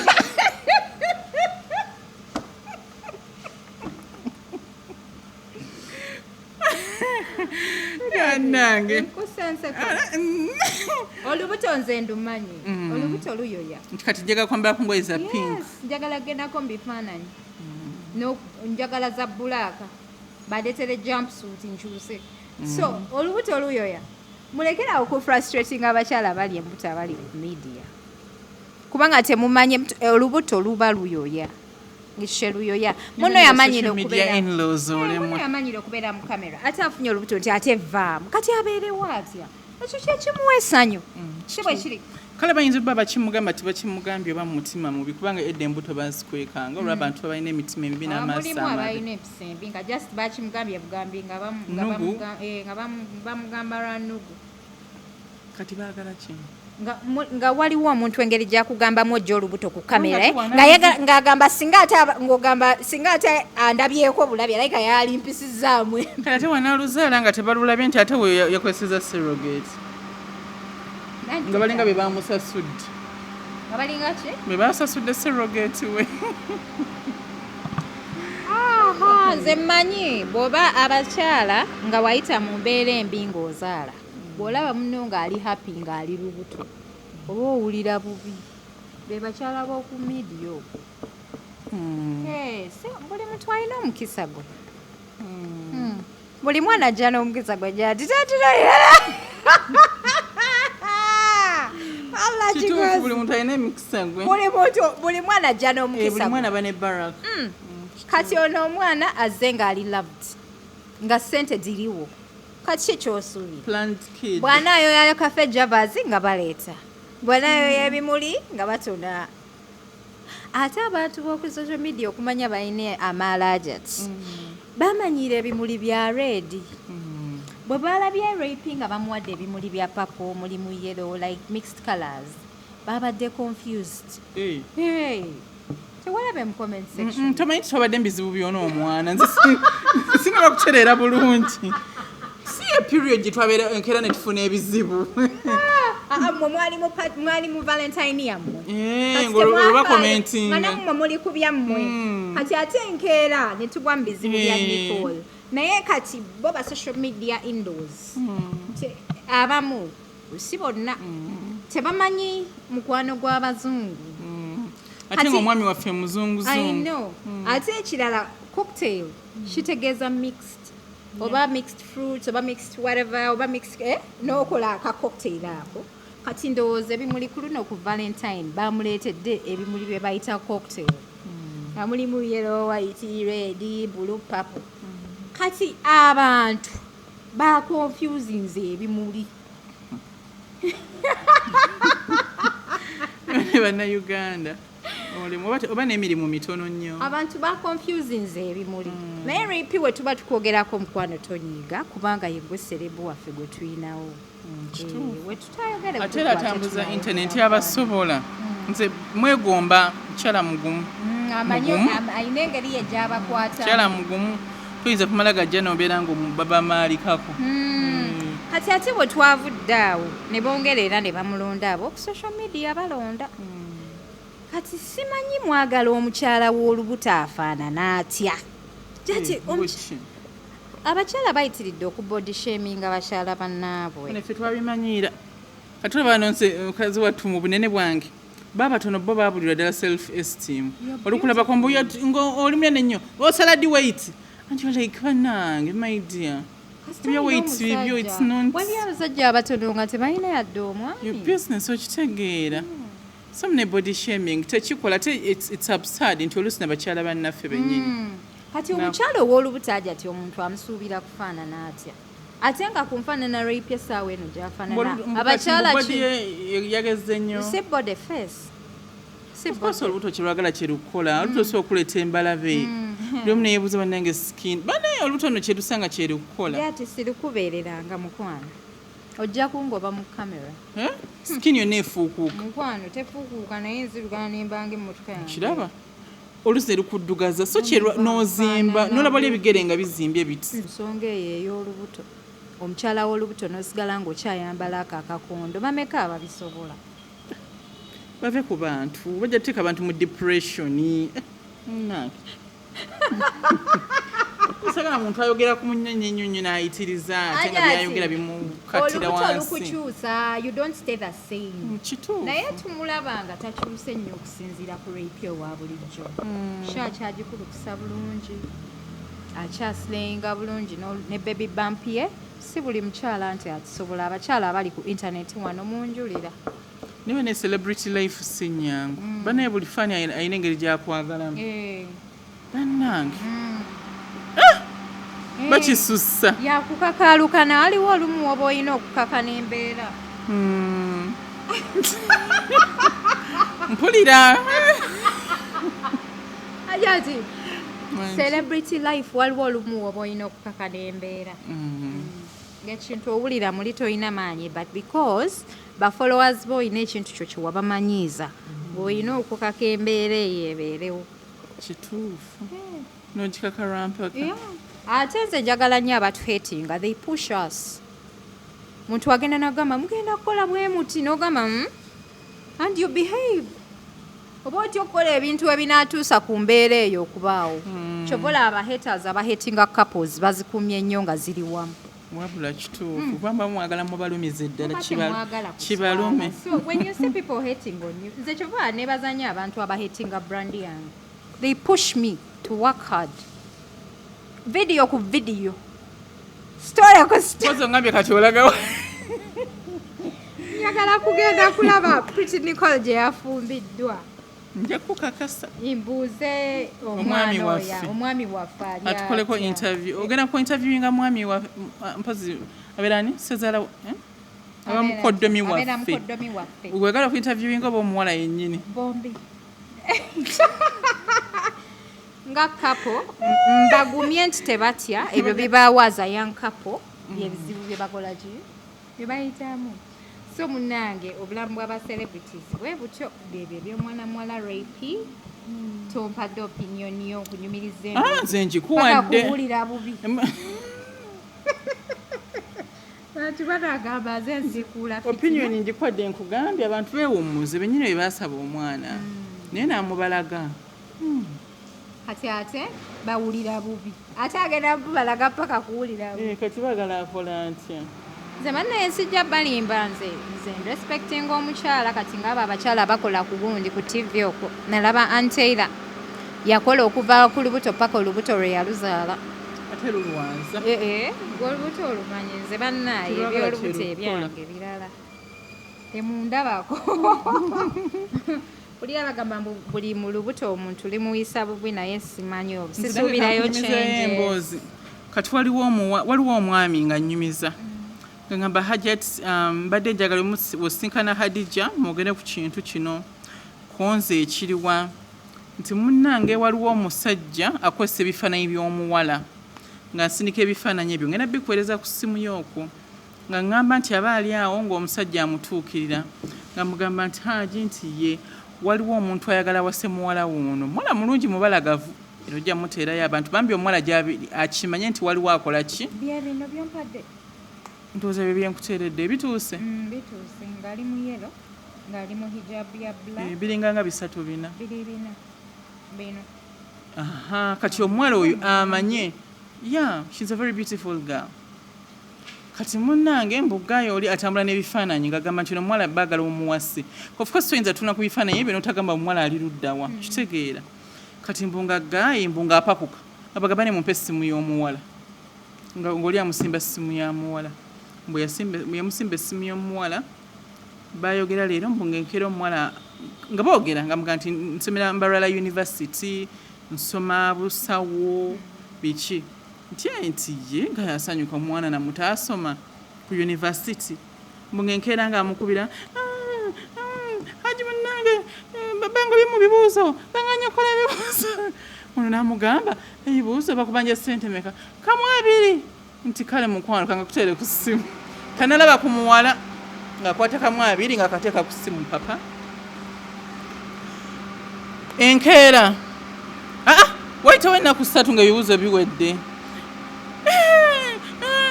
haji munnange mama wange afudde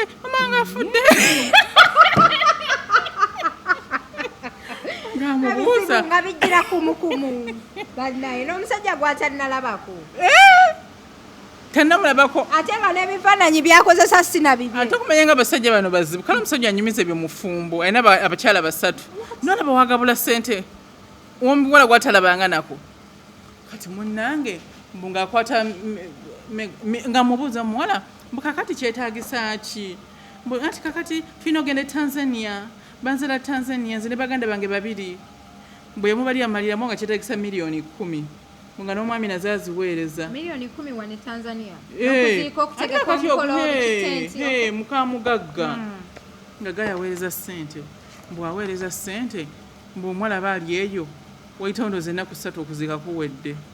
hanji kati njagala kujja mu Uganda nkulabeko haji nga yeesika bwe omwana ono nga nsabye nnyo ssente ez'okumukumu kamadina bidde okugamba nti wali lwesooka ddala okwogera naye lwe banyumya emboozi amubulye nti nagenda asomera wawawa yamuweereza miliyoni 2 ku ssimu kati ate enkeera ate omuwala akaaba mbu ate bamugobye mu bibuuzo kyokka ne buna amwadde n'obubiri buno kati gali kyeyakola n'amugamba omanyi mbadde siri bulungi nga nkoleza emitwalo 3 namugamba kale sebo barakallahu fikum wala yebikiridde nga womulaba munnange nga omwami alinda muwala kudda mukiri ekifo basisinkane babali bategeraganya okusinkana olunaku lutuuka tamuwuliza kati enkeera ng'amukubira ng'amugamba haji nakomyewo badde nsaba omperezeyo amafuta nzijaawo nkulabe nga muteera emitwalo 5 ku ssimu bamuteera emitwalo 5 ku ssimu ng'ayita abatrackinga nga bagamba njagala ndeetera omuwala oyo wano omuwala teyajja nkyakunyumiza osuna ng'omusajja nga bamugamba ye ate egyo gy'emirimu gyaffe nga banoonya muwala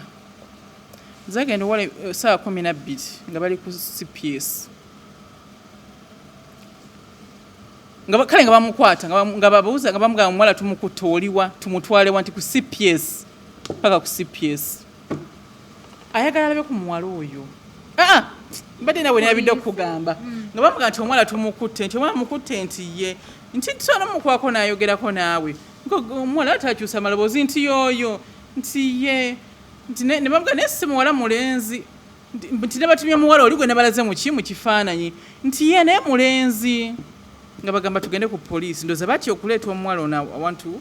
watali ku poliisi anything can happen nga bagenda ku CPS ndoza tebagenda ku CPS balina poliisi gye bagendako oba woddiza omusango ye poliisi gy'ogendako nga bagenda ku poliisi bwe bagenda ku poliisi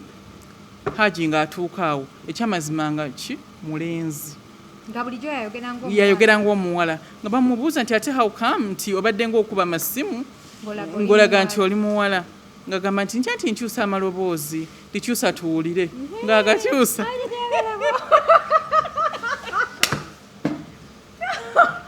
nga bamubuuza nti ebifaananyi ate byo wabijja ebifaananyi wabijjawa mbu ku Instagram nti waliwo omuwala no mu Tanzania muwala mulungi gye nabidownloadinga nembeera nabyo kati mbeera nkolerako ssente kati mbu nga OCCID amubuuza mbu kati ono tumukoledde ki nga haji yabagamba nti ampe ssente zange zonna zentaddemu sina kyemwagaza mbugayi ng'akubira mukyala we ng'alina n'omukyala mugayi no mulungi muvubuka era nga bavubuka banne ab'ennaku zino mubagendeko mpola nga mukyala atuuka omukyala watuuka nga OCCID nga mugamba nawe oleka toli innocent ebiseera ebisinga omusajja wafuna ebizibu tayita mukyala we biggwera eno bbali tukola statement wano nti alanze sibirimu ono yennyini yakyusa amaloboozi omukyala nga yagana bbaawe yasibiremu yamugamba dde lwaki okyusa amaloboozi ekkomera olimanyi omukyala yabitya kati munnange nga mbunga OCCID ng'agamba nti naye tulina okugenda tusaakinga awaka mukyusa mutya amaloboozi bwe biti bwe bagenda batwala ku nnyumba kwokomya amaaso nga nene nzibu nga nnungi maka agatudde malungi mazibu mbu akabanga ke babeera naye ako mbu nga abasajja bokka bakuba amasimu ku simu ya Gayo byasabye eza mama yafudde ez'enviiri mwana gwe tomulabye naye era kino tekikuleetera Gayi kuwa bukadde 10 nga mutanaba nakulabako okumanya nga abasajja tebali serious Gayi yali ekintu akinamu experience eky'obubbi yali mubbi kati munnange mbunga Osia bwe baamala okukola byonna investigations bikoze bitya kati ki ekiddako Gayi agamba nti bampadde sentence na kinjagaza Gayi nga Osia mugasa okompe wano obusatu nga bamuwa obusatu mbuga ne DPC agamba nti bamita DPP bamita DPC ababeera abakulira poliisi DPC nga mugamba nze nsinza kuta musajja mufere bwati nange basoke bampeyo webutyo naye ateekayo obukadde nga buubwo kati ng'omwami oyo yaŋŋamba nti twagala omuwala oyo amanye nti wabanga munnayuganda amanye nti waliwo omuntu abbira mu linnya lye era waba ayagala ne procedure police yonna gina nga we are taking a place n'ekifaananyi kya Gayi yakimpadde so abeere nga oba oli awamuggulako n'omusango lwaki aferera mu linnya lye so Uganda abaana abawala we batuuse oba ddala mu Tanzania oba munnayuganda naye nga ye Gayi wa muno mu Uganda neerwa kuba kati Facebook ejjayo screenshots z'abantu eza WhatsApp naye ekyo ekintu kyantukako omuwala ye yali muwala naye nga Gayi ng'amukwana ali Kenya naye ng'omuwala amusindikira ebifaananyi ng'amusindikira byange kati ono muganda wa Gayi bamulaga ekifaananyi muganda wa Gayi nga mugamba ono Adija Kigozi nti ono omuwala gwokwana nti ono ye girlfriend wange nti ono Adija Kigozi ali wuuno aweereza mawulire munaye nga nkwata screenshots actually Gayi yakomentinga ku YouTube yange nangamba Adija no waliyo omuwala akozesa ebifaananyi byabisindikira muganda wange agamba nti nno ki oli girlfriend we nga mugamba mpeereze ennamba bindage ng'agenda mu gundi ya brother we nga aleeta chats zonna ng'omuwala asaba omuvubuka ssente ng'amuteereddewo n'ebifaananyi byange chats zonna nazisako ku Facebook naye Facebook neezijjayo kozi tebagala paso gundi ezo nalaba bazijjeeyo kati saafuna kwalatinga abantu nakutambuza gulire lyange eryo so nenkiviirako awo naye nga nayogera n'omuvubuka ne mugamba munaye mukwano nze sikumanyi naawe tomumanyi naye oyo muwala akosa bifaananyi byange nzijukira ebifaananyi nali nyambadde ne topu ya gundi ya red nga ya sleeveless nga nsibye ne pencil wa black nali nva nakugundi ku BBS kola ku Saturday byebyo byennyini bye yamuweereza naye abasajja nga baweereza mangu ssente omuntu gwotanaba nakusisinkanako n'omusimba obubiri n'omusimba akamu abiri n'omuteerako miliyoni 10 kituufu yati emboozi y'olwaleero ewanvuye kati siibula abantu abantu nemba siibuddeko nnyo mwebale kubeerako tubaagala nnyo bwe tuba tusobeza mu bambi mutusonyiwa naye nga tubaagala nnyo nekyala nange mundabe nga bwendi nyanza Kigozi mundabe nga bwendi mulekerawo okunjajinga balina propaganda gye bakozesa ennaku zino okwo ku TikTok simanyi oba waliwo group egezaako okulwana brand yange sikitegeera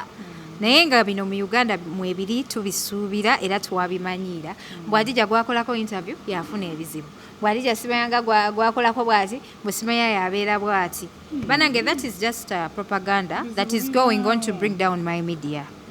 naye nga kyenyiza obbakakasa nti eno media ebaddewo for the past 5 years ate ekyagenda maaso okujjako nga nkooye oba nga nkyusizaamu ne ng'akati kankole ku kintu ekirala baza n'okutugumya baatugumizza nnyo baba bali bafollowinga story zaffe ne Pretty Nicole bagezezaaho okutugumya oba oliawo ne tuddamu amaanyi omukisa gwa Nicole tuli guwa omuwala omulala banange tweyanza nnyo mweraba